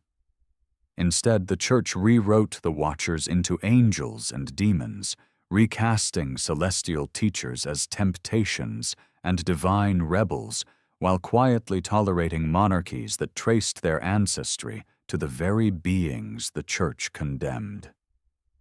Yet it was not only royalty who preserved the Watchers' memory. In the underground chambers of Europe's oldest guilds, secret societies emerged to guard the fragments of knowledge that had survived conquests, plagues, and inquisitions. These groups, some masked by esoteric rites, others disguised as harmless fraternities, claimed to preserve teachings passed down from civilizations that existed before the memory of man. Their members whispered of ancient keys, not physical artifacts, but conceptual tools capable of unlocking dormant abilities within the human mind, abilities the Watchers were said to have nurtured in their hybrid offspring. The guilds believed that humanity once possessed an innate connection to cosmic patterns, a resonance with the universe that allowed early civilizations to create architectural marvels, predict celestial movements, and manipulate energy in ways modern science has yet to comprehend.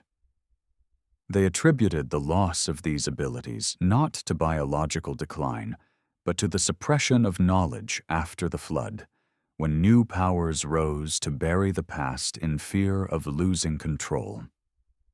One such society, known in whispers as the Order of the Veiled Dawn, traced its origins to the ruins of Babylon. Its symbols resembled the seven-pointed sigil of the Watchers, though stylized enough to elude ecclesiastical suspicion. The order operated in shadows, teaching its initiates that the Watchers' legacy persisted through bloodlines and memory, awaiting the moment when humanity would once again reclaim its rightful place as a species shaped not by divine command but by cosmic inheritance. They preserved ancient texts smuggled from the East, manuscripts written in languages believed extinct, their pages inked with symbols that glowed faintly under certain oils or moonlight. These texts spoke of resonance, of the power to manipulate frequencies through sound, geometry, and intention. The Order's rituals were less about worship and more about awakening, reminders of a time when humans were meant to stand alongside luminous teachers rather than kneel before distant gods. While Europe's secret societies guarded ancient knowledge, the New World became the stage for another manifestation of Watcher influence. When the Spanish arrived in the Americas, they encountered civilizations whose architecture mirrored the cosmic precision of Sumer, Egypt, and Göbekli Tepe.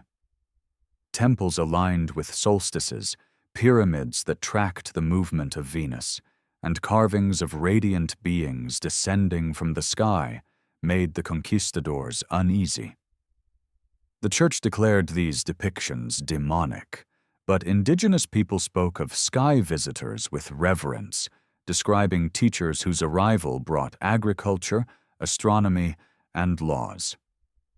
These visitors were known by many names: Viracocha in the Andes, Quetzalcoatl in Mesoamerica, Kukulkan among the Maya, but their descriptions were always the same: tall, luminous, with eyes like burning stars and knowledge far beyond human understanding. These figures were not gods in the theological sense. They were echoes of the Watchers, remnants of a lineage that crossed oceans long before European ships traced their wake. As colonization spread and the Church tightened its grip on the New World, indigenous stories were suppressed, rewritten, or mocked. Temples were torn down, symbols were defaced, and sacred knowledge was confiscated or burned. Yet, despite the destruction, the Watchers' traces remained embedded in the land itself. In the Nazca Desert, Enormous geoglyphs carved into the earth mirrored constellations known to Sumerian astronomers. In Bolivia, the ruins of Tiwanaku displayed gate structures engraved with symbols identical to those found in Mesopotamian star maps. In the American Southwest, petroglyphs depicted spherical objects descending from the sky, accompanied by tall, luminous beings guiding early tribes. These images survived not as religious artifacts, but as historical memory etched into stone, resistant to conquest and time. Meanwhile, in Europe's grand cathedrals, the watchers re-emerged in distorted form. Stained glass windows depicted angels descending through gates of light, clutching scrolls and spheres identical to the sacred instruments seen in ancient Sumerian carvings. These representations were said to symbolize divine messengers, but their design betrayed origins the Church could never fully obscure. Even the architecture of cathedrals echoed ancient patterns. The pointed arches, ribbed vaults, and towering spires formed resonant structures capable of amplifying frequencies, much like the megalithic sites in Turkey, Peru, and Armenia.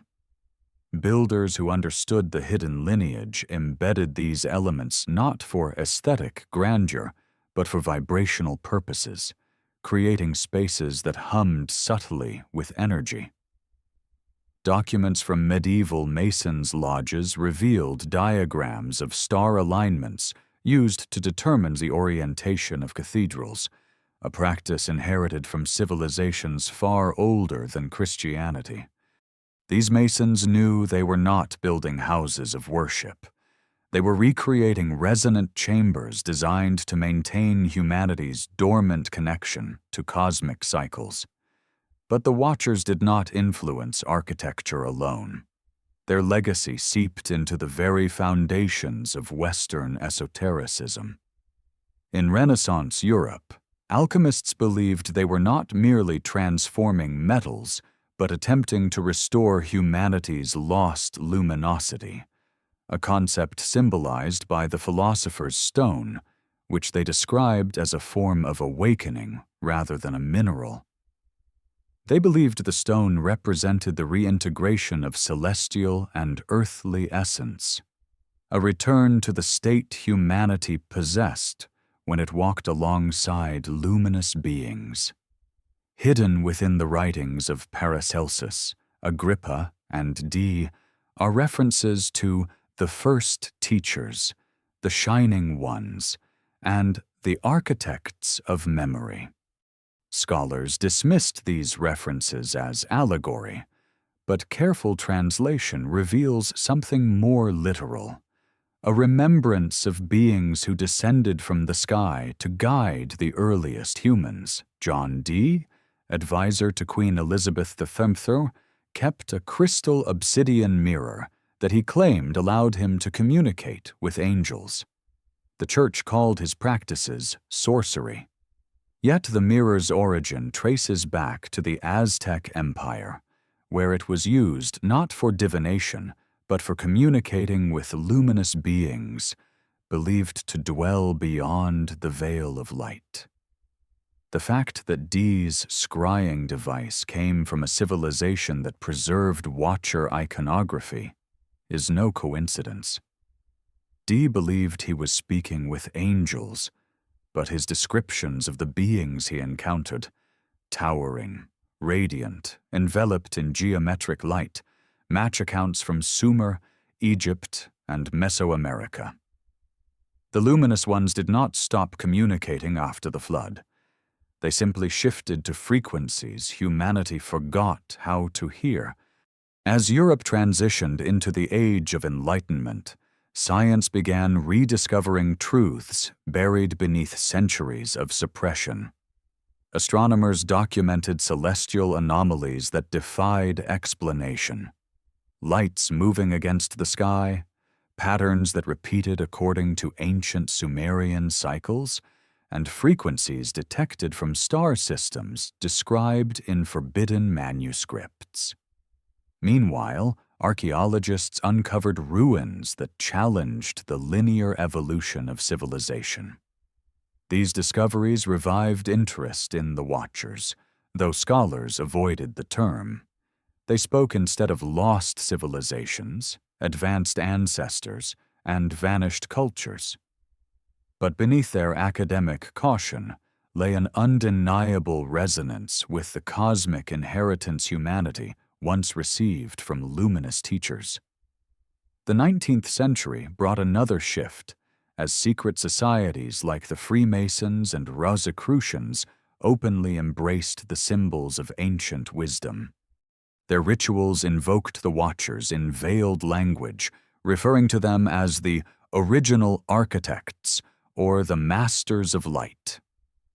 They built lodges adorned with 7-pointed stars, spiraling motifs, and depictions of radiant beings guiding humanity through darkness. Their teachings emphasized the pursuit of knowledge, the unlocking of hidden potential, and the awakening of intuition. Echoes of lessons taught long before the Church placed boundaries on human thought. These societies became the custodians of a truth they could not openly proclaim: that humanity was shaped not by divine command, but by cosmic intervention. Meanwhile, the Vatican quietly expanded its archives, acquiring artifacts from around the world that bore Watcher symbolism. Some items were purchased. Others were confiscated under the guise of preservation. Still others were taken without record, smuggled into the whispering vault beneath Rome, where manuscripts hummed with faint electromagnetic energy. There, in chambers sealed from public sight, the Church stored relics that contradicted its doctrine: elongated skulls, tablets etched with luminous script, stone carvings of winged beings with mechanical features, and ancient star maps that matched the forbidden constellation described by medieval monks.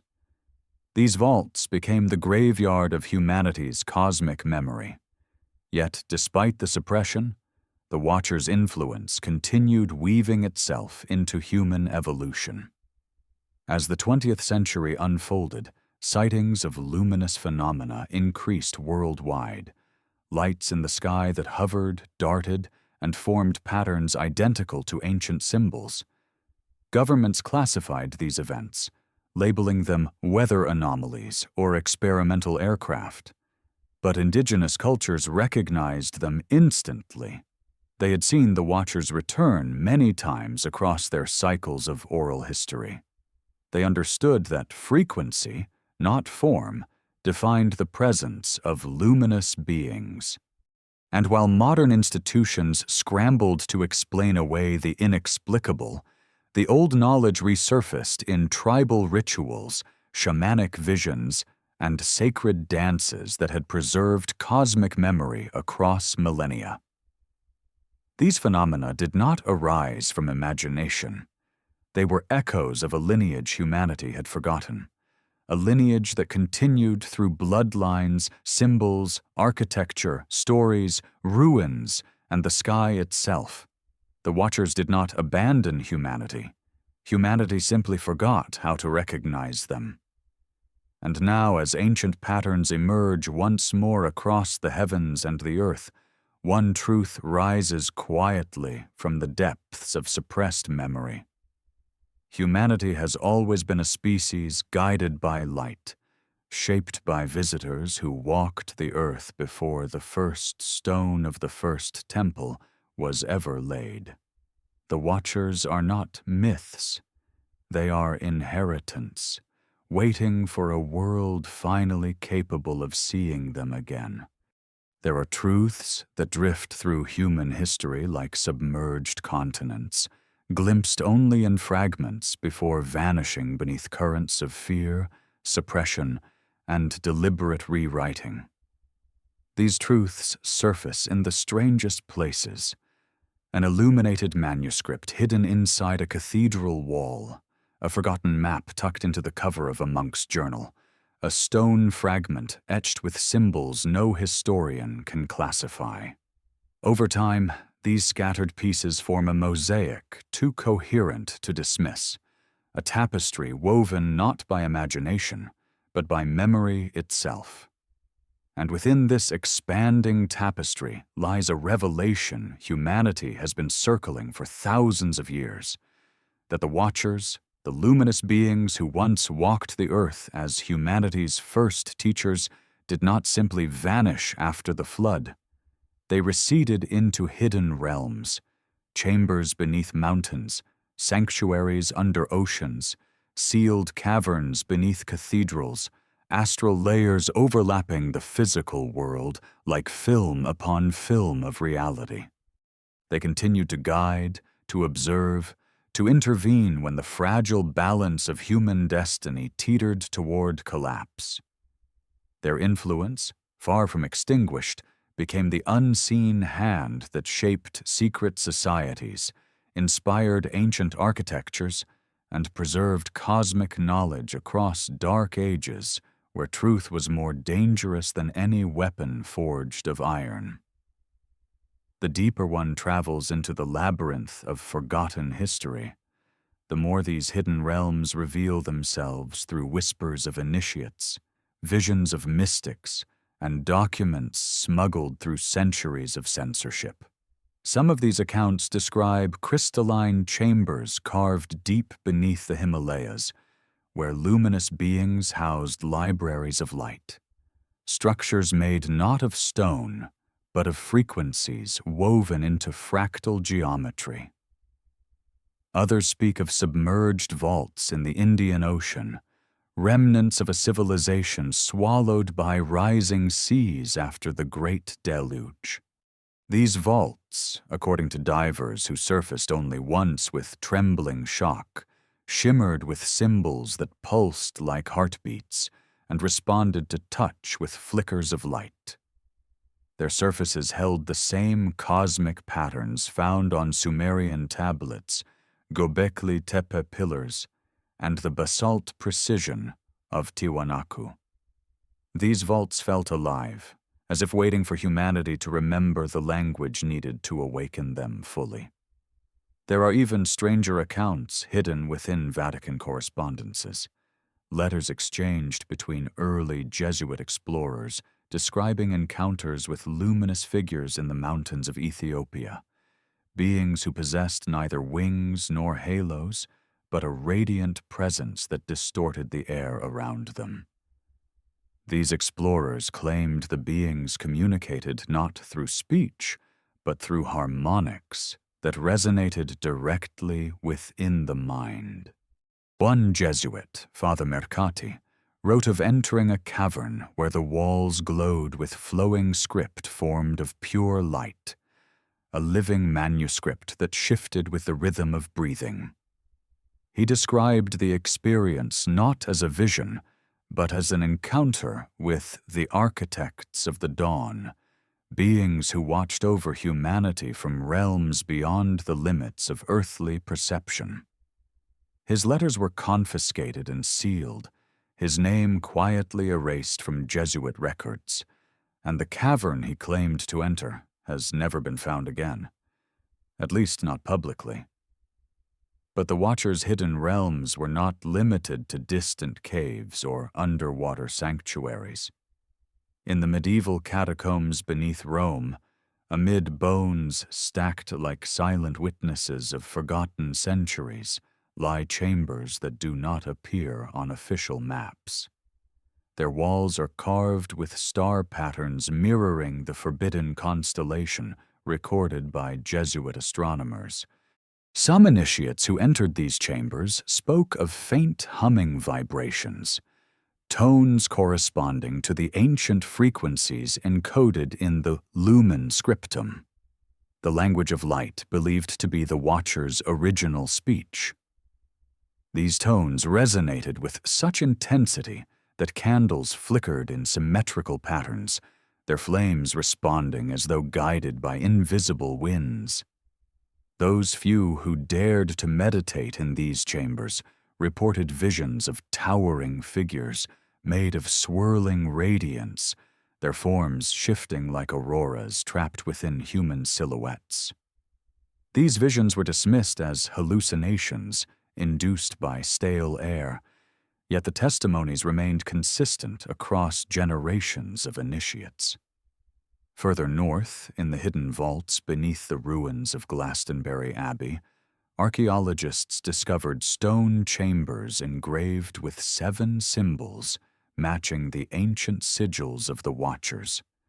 The carvings seemed burned into stone rather than etched, as if created by a beam of concentrated light rather than any chisel.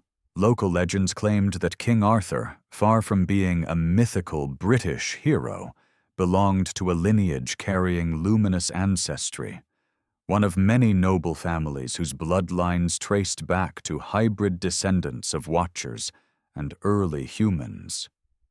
The chambers beneath the abbey were sealed by the church, their contents removed and transferred to Rome, leaving only a hollow void where once cosmic knowledge shimmered beneath the earth's crust.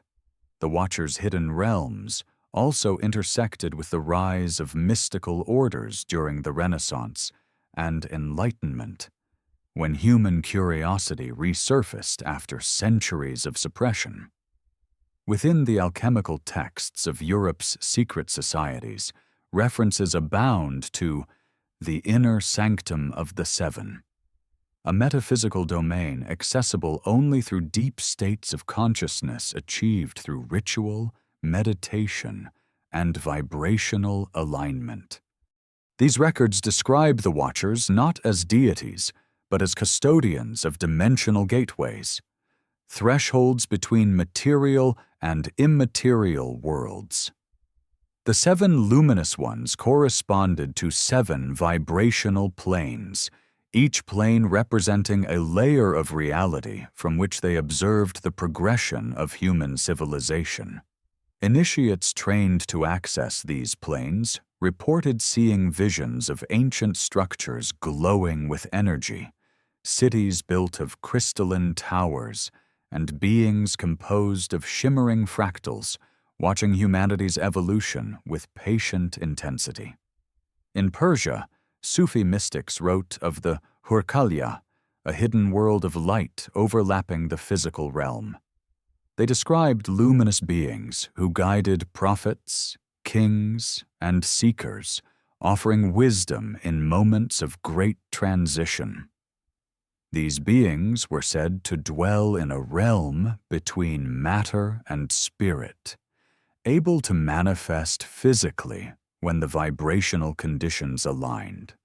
Sufi manuscripts included diagrams of this realm, geometric maps bearing uncanny resemblance to the Watcher symbols found in Mesopotamian ruins. Scholars later dismissed these diagrams as allegorical, yet their precision suggests a blueprint of metaphysical architecture forgotten by mainstream religion, but preserved by those who still felt the Watcher's presence through silence, prayer, and vision. In Tibet, legends speak of Shambhala, a hidden kingdom accessible only to those of pure heart and awakened mind. Descriptions of Shambhala mirror those of Watcher sanctuaries, a place where luminous beings dwell, where knowledge is preserved in crystalline libraries, and where cosmic cycles are studied by beings who measure time not by calendars, but by the rhythms of the universe itself.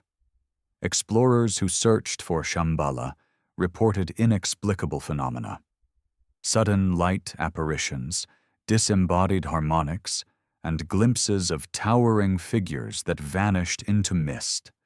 The concept of Shambhala spread across Asia, its details aligning with Watcher lore in ways that transcended cultural boundaries.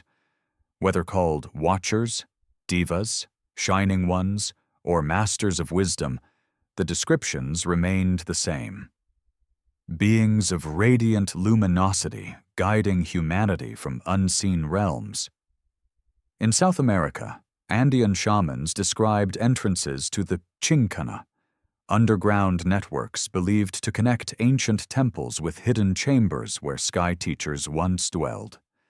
The shamans claimed these tunnels echoed with the Watcher's residual energy, a hum that intensified on solstices and equinoxes.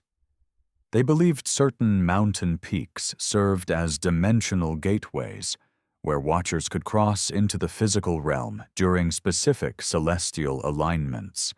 Carved stones atop these peaks bore spirals and radiant eyes identical to those found in the ruins of Armenia, Göbekli Tepe, and Egypt's Abydos Temple. These interconnected legends form a global map of Watcher sanctuaries, hidden realms that served as nodes of cosmic knowledge distributed across continents.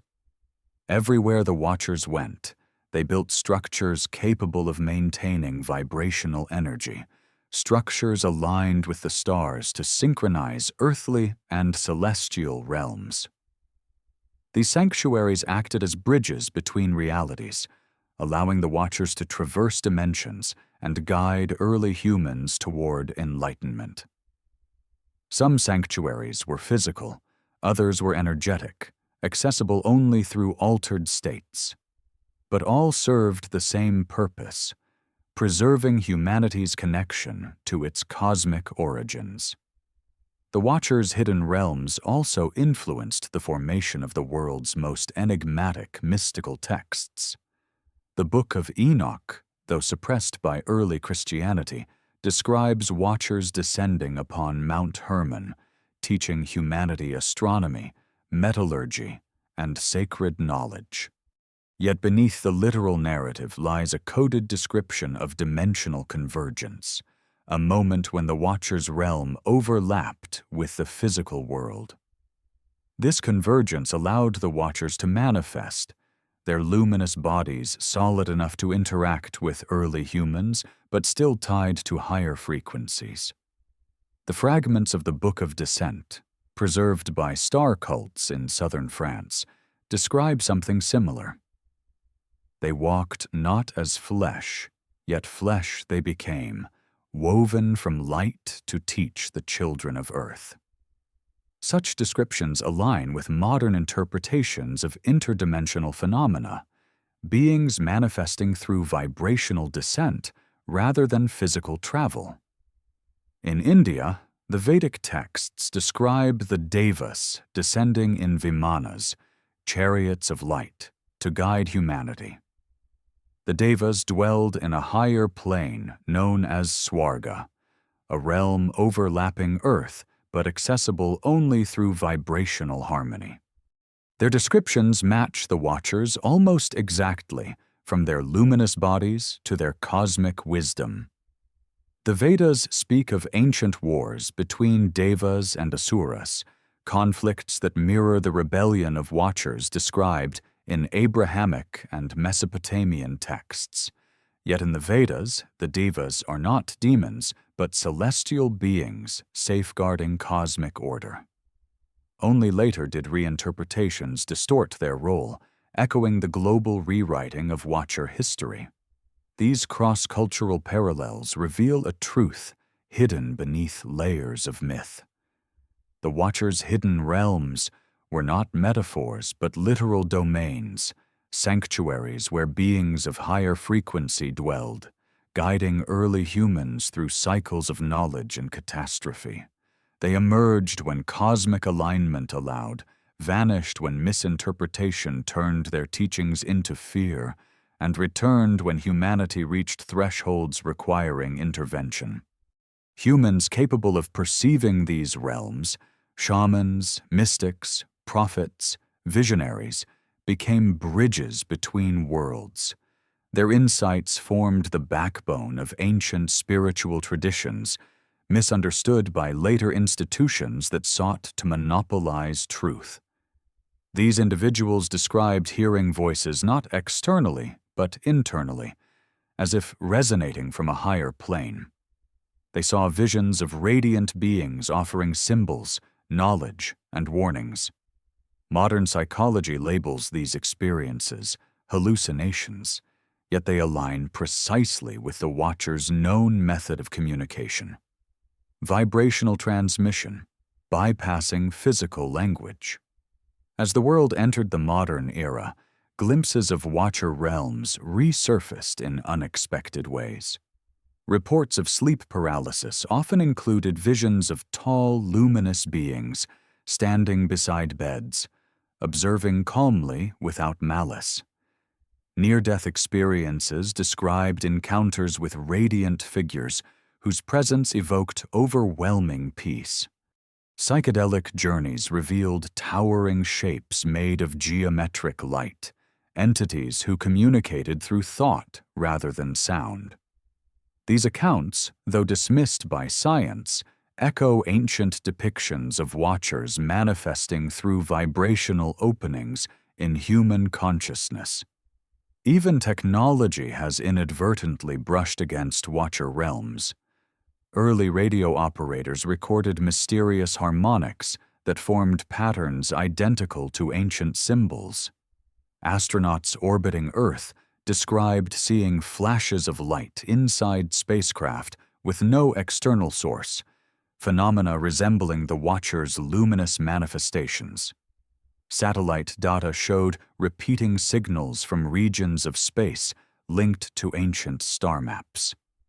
These discoveries, though classified, are whispered about by insiders who claim the signals do not behave like natural phenomena, but like coded transmissions. Every layer of human experience, from ancient temples to modern laboratories, reveals that the Watcher's hidden realms have never been out of reach. They have always existed beside us, veiled by frequency, shielded by fear, preserved through fragments of forbidden knowledge. Their sanctuaries pulse beneath our feet, their signatures drift across the heavens, and their presence echoes in moments when reality feels thinner, as though something luminous stands just beyond perception. The Watchers did not leave. They simply stepped sideways into realms beyond human sight, waiting for the moment humanity would regain the sensitivity needed to see again. And as ancient knowledge resurfaces, dormant memory stirs within the collective soul, whispering that the path forward is not through blind obedience, but through the awakening of a truth older than time. Humanity was never alone. It was guided, shaped, and watched from realms hidden not by distance, but by forgotten light. There are moments when history feels less like a linear path and more like a spiral, turning endlessly through ages of remembrance and forgetting, each rotation bringing humanity back to truths it once held in the palm of its hand. These truths, buried beneath the sediment of collapsed civilizations and overwritten scriptures, pulse through the world like dormant veins of fire waiting for the right alignment to awaken. As humanity steps deeper into the modern age, it finds itself circling the same ancient mysteries, mysteries that resist every attempt to confine them within the sterile corridors of academia or the rigid doctrines of religion. They reveal themselves instead through anomalies, strange phenomena that flicker at the edges of perception, impossible patterns that stretch from the deepest trenches of the ocean to the furthest reaches of the sky. These anomalies are not random.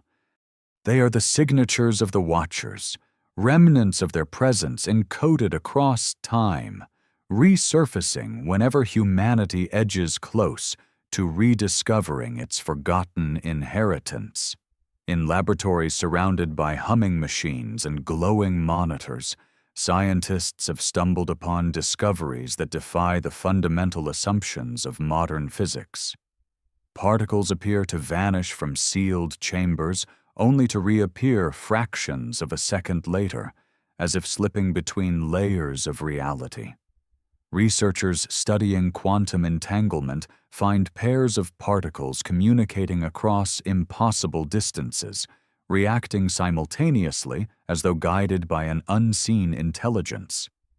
These events challenge every known law, suggesting that reality is not a solid wall, but a veil, one thin enough for ancient beings attuned to higher frequencies to pass through.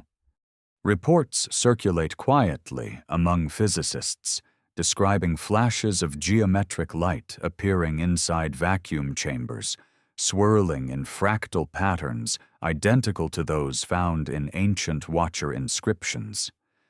These phenomena last only seconds before dissipating, leaving behind oscillation patterns that no instrument can fully decode. The scientists who witness them speak with a mixture of awe and confusion, sensing they have glimpsed a truth that transcends modern understanding. But when they attempt to publish their results, the documents are intercepted, classified, or buried beneath endless bureaucratic layers. The official explanations speak of equipment malfunction, measurement error, or optical illusions.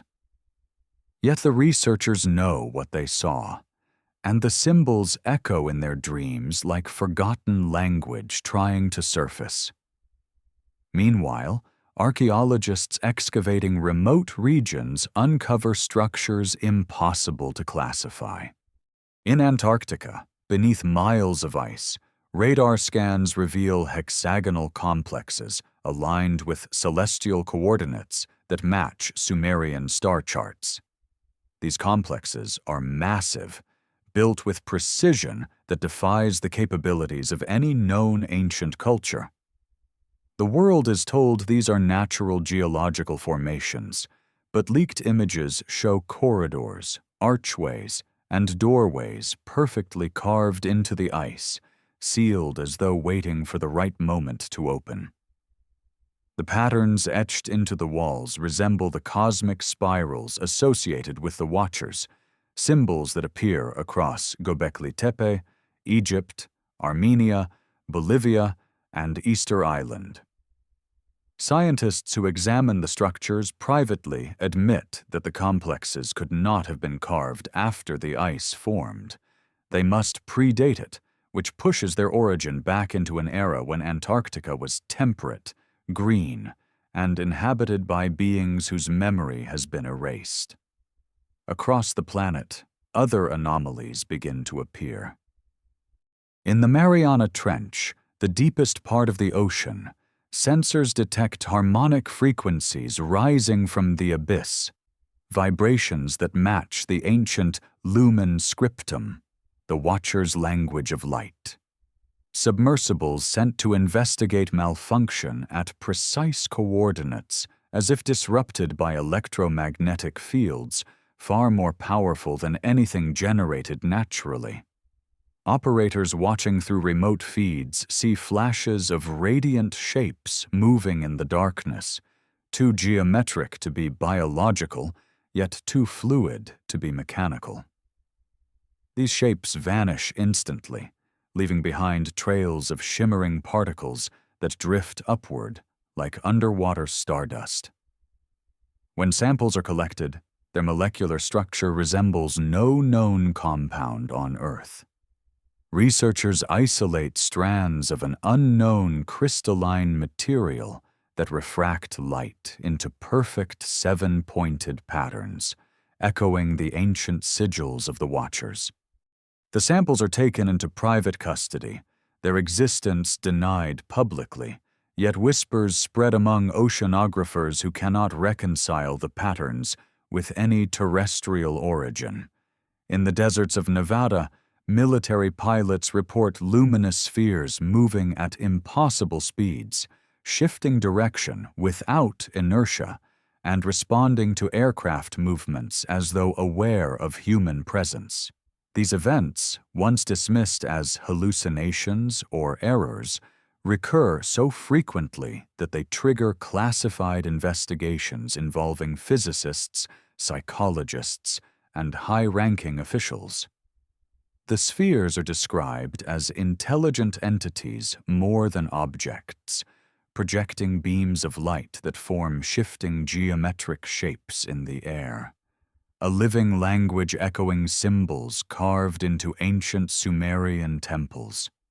Pilots experience a strange sense of calm in their presence, a feeling described as being seen, not with judgment, but with recognition.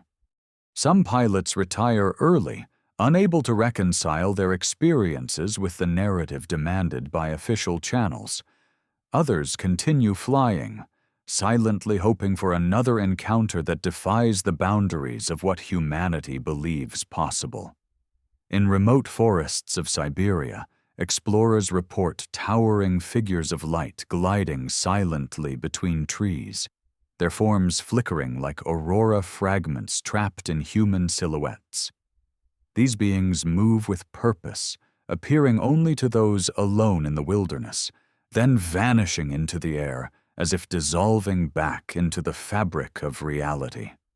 Indigenous Siberian tribes have legends describing these figures, beings who guard the boundaries between realms, appearing during times of global transition to observe, guide, or intervene.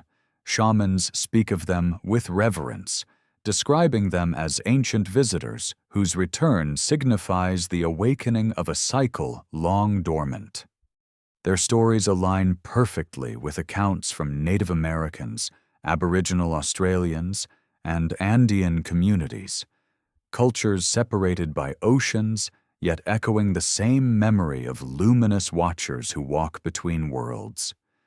Meanwhile, deep within the Vatican, the whispering vault beneath Rome begins to tremble subtly during certain planetary alignments.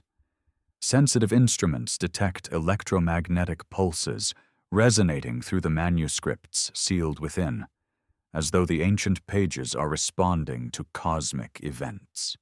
Some pages glow faintly, illuminating symbols that shift like living organisms. The Vatican responds by increasing security, closing entire wings of the archive, and restricting access even to long-trusted scholars. Rumors spread among insiders that one of the ancient manuscripts, believed to be a fragment of the Book of Descent, activated during a recent solar event, emitting frequencies that caused nearby glass to vibrate until it shattered. The manuscript's energy signature reportedly matched the harmonic patterns detected in the Mariana Trench and Antarctica. The Church denies everything, but the guards assigned to the vault whisper of lights flickering behind sealed doors, of sounds that resemble chanting though no one is inside, of shadows moving where no shadows should exist. These events are not isolated. They form a pattern, one growing increasingly difficult to ignore. As humanity advances technologically, the Watcher's presence becomes more visible, as if higher frequencies, once undetectable, now resonate through the machinery of modern science. Satellite arrays capture beams of light rising from ancient temples during equinoxes. Radio telescopes detect repeating signals identical to patterns found in forbidden Sumerian tablets. Particle accelerators produce bursts of unknown frequencies that match Watcher inscriptions recovered from ancient ruins. Even the global network of seismographs registers rhythmic pulses beneath mountains known in mythology as dwelling places of sky teachers. Researchers studying crop formation phenomena, long dismissed as hoaxes, find that genuine formations contain microwave radiation signatures and perfectly interwoven stems that match vibrational patterns found in Watcher language. These patterns replicate the shapes of ancient symbols carved into stone across the world. Some formations appear precisely above underground caverns, linked to old myths of luminous beings, as though the Watchers are marking locations where hidden realms lie closest to the surface. In the high valleys of Nepal, monks meditating in remote monasteries report visions of luminous figures descending through shafts of light, offering symbols that glow with fractal complexity. These monks, trained in ancient meditation techniques, describe the beings as neither physical nor spiritual, but something in between. Manifestations of a realm where consciousness shapes form. Their descriptions align with the Watcher's interdimensional nature, beings capable of blending light and matter at will. The monks record these visions in sacred scripts that mirror figure clusters from the ancient Watcher inscriptions found across Mesopotamia and the Indus Valley. As humanity edges closer to rediscovering the Watcher's truth, governments begin to intervene. Secret programs are launched to study recovered artifacts that defy explanation. Orbs that hum when held, tablets that glow under ultraviolet light, crystalline structures with molecular arrangements unknown to science. Some programs attempt to reverse engineer Watcher technology, believing it offers the key to energy, propulsion, and communication systems beyond anything currently known. Yet as researchers dig deeper, they encounter barriers, not physical but energetic. The artifacts respond only to certain individuals, those whose frequency aligns with the ancient bloodlines that carry traces of luminous ancestry. This discovery triggers a quiet panic among officials who begin tracking genetic markers associated with heightened intuition, unusual cognitive patterns, and unexplained biological anomalies, traits linked historically to descendants of Watcher hybrids. These individuals, scattered across the world, become the focus of intense scrutiny, though publicly they remain unaware of their significance. Meanwhile, environmental sensors worldwide detect a subtle but undeniable shift in the Earth's electromagnetic field. Certain regions, ancient sacred sites, mountains associated with Watcher myths, forgotten temples aligned with solstices, begin emitting pulses that synchronize with cosmic frequencies detected by satellites. Scientists analyzing the data privately admit that the Earth appears to be waking up, as though responding to an external signal. This awakening corresponds precisely with the ancient cycle tracked by Brother Matthias in his Forbidden Journals, a 7,000-year alignment marking the Watcher's approach. As these events accelerate, humanity finds itself at a crossroads. Institutions built on suppression scramble to maintain their narratives. Governments classify more data than ever. The Vatican reinforces its archives. Scientific organizations silence anomalies. Yet the truth grows louder, bleeding through cracks in the global facade.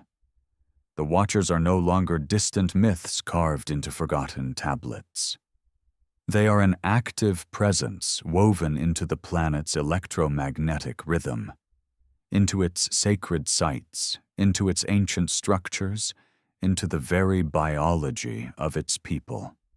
Humanity stands on the threshold of rediscovery, drawn by a force woven through time itself, a force older than civilization, older than religion, older than the boundaries that have confined human understanding for millennia. The Watchers have never abandoned the world they helped shape.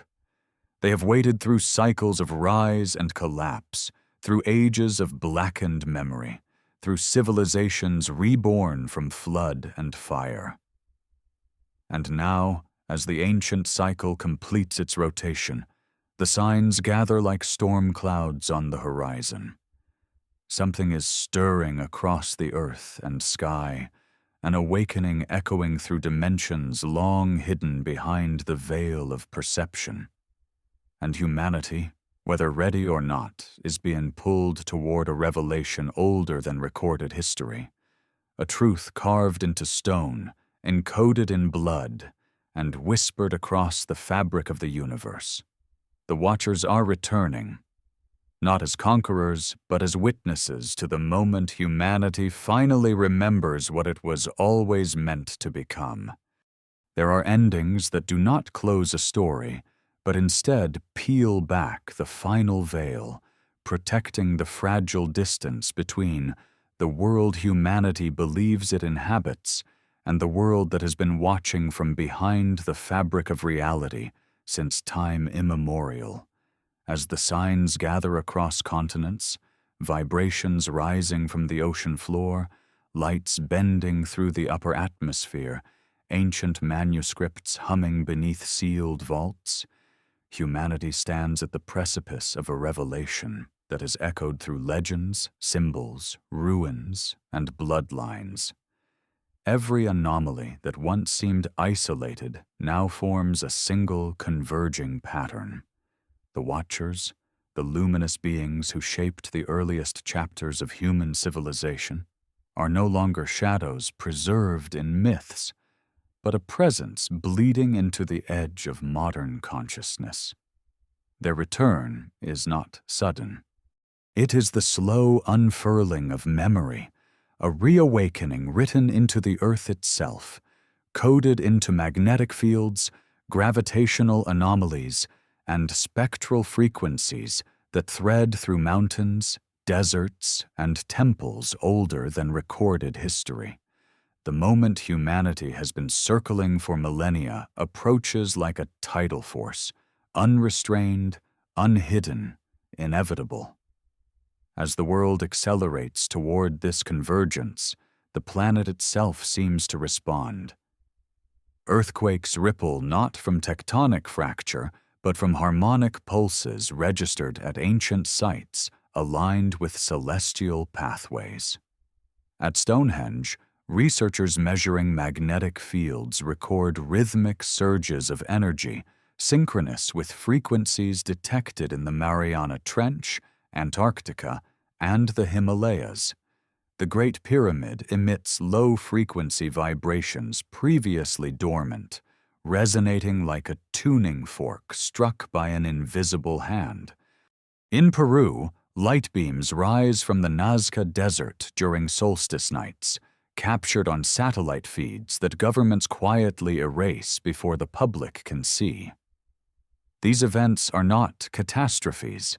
They are signals, activations rippling through the architecture the Watchers left embedded in Earth's crust. The planet behaves like a vast instrument, awakening to a forgotten melody. Each vibration seems to unlock something deeper: subterranean chambers, luminous glyphs on stone, dormant circuits of ancient structures that hum with life under moonlight. Simultaneously, the human mind undergoes a transformation, as if responding to the same frequencies. People around the world report vivid dreams of towering, luminous figures standing at the edge of forests, deserts, and oceans, communicating through symbols rather than language. These dreams are shared by individuals who have never met, never spoken, scattered across continents yet connected through visions identical in detail. A radiant being with eyes like burning galaxies, arms unfolding like spirals of light, a presence neither threatening nor benign, but filled with profound urgency. Some wake with geometric patterns imprinted in their memory, patterns identical to those found in Göbekli Tepe, Karahunj, and Sumerian tablets. Others wake with inexplicable knowledge, snatches of languages they have never studied, images of ancient structures they have never seen, fragments of mathematics beyond their education. Neuroscientists studying these dreamers detect unusual activity patterns in regions of the brain associated with intuition and long-term memory, as though dormant circuits are reactivating after thousands of years of suppression. Meanwhile, the Watcher's influence becomes unmistakable in the heavens.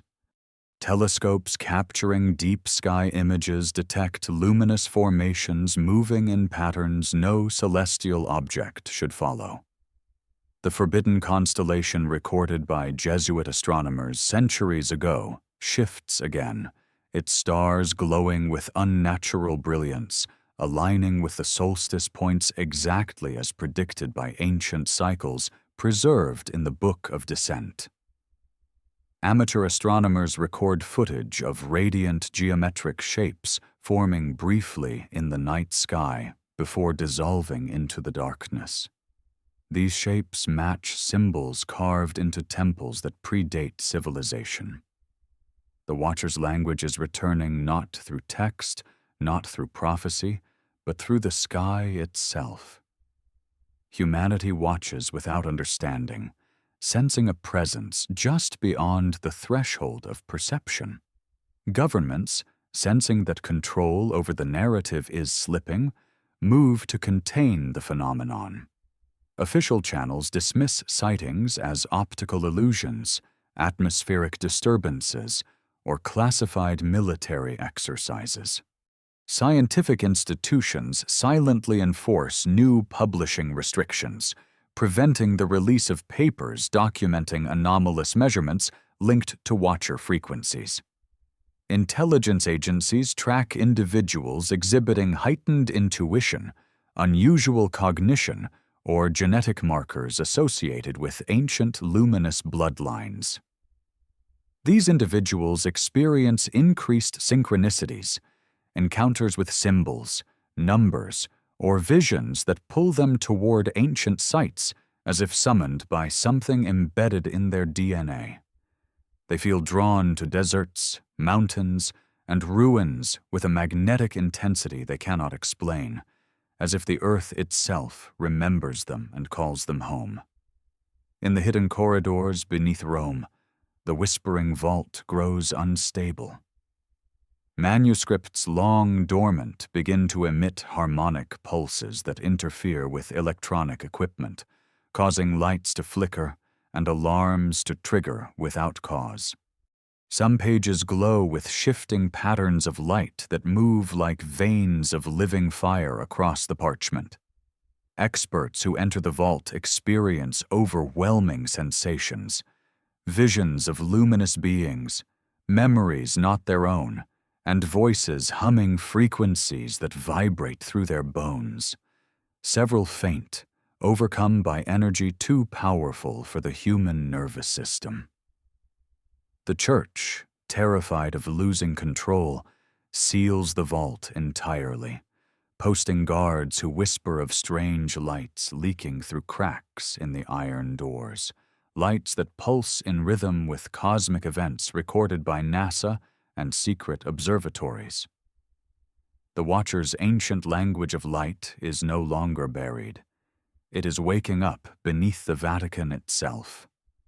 Across the world, ancient structures activate like giant circuit nodes. In Göbekli Tepe, several pillars emit faint electromagnetic frequencies detected by portable sensors. In Armenia, the stones of Karahunj vibrate softly, their holes projecting thin beams of light that map constellations invisible to the naked eye. In Mexico, solar alignments illuminate carvings long hidden in shadow, revealing spirals and winged beings etched with precision that seems beyond human craftsmanship. In Egypt, archaeologists working beneath the Sphinx uncover a sealed chamber containing crystalline objects that glow faintly when exposed to sound frequencies.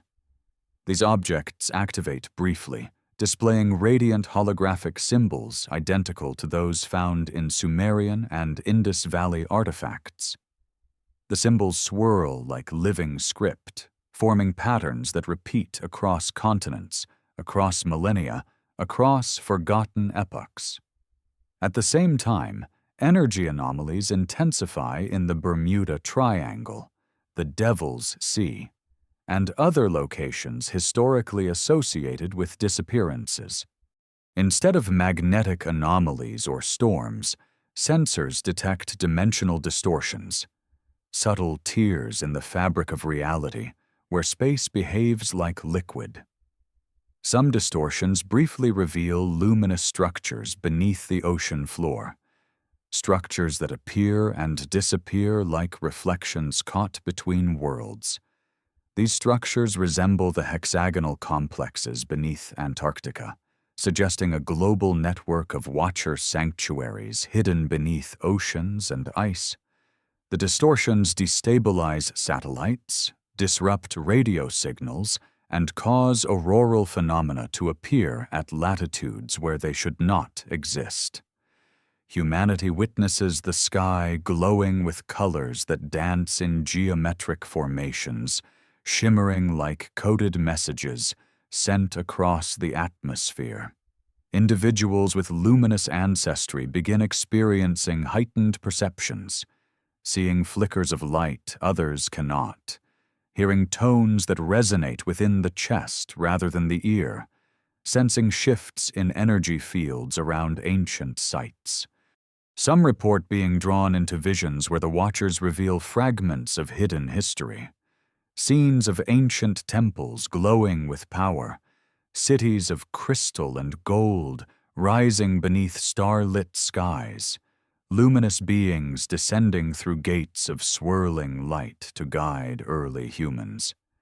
These visionaries describe the Watchers not as gods, but as guardians, custodians of consciousness tasked with preserving harmony between realms. They witness civilizations that rose and fell long before recorded history, civilizations wiped away by floods, fires, and cosmic storms triggered by misalignment between worlds. The Watchers intervened not as punishers, but as stabilizers, guiding survivors toward rebuilding while hiding knowledge too dangerous for early humanity to wield.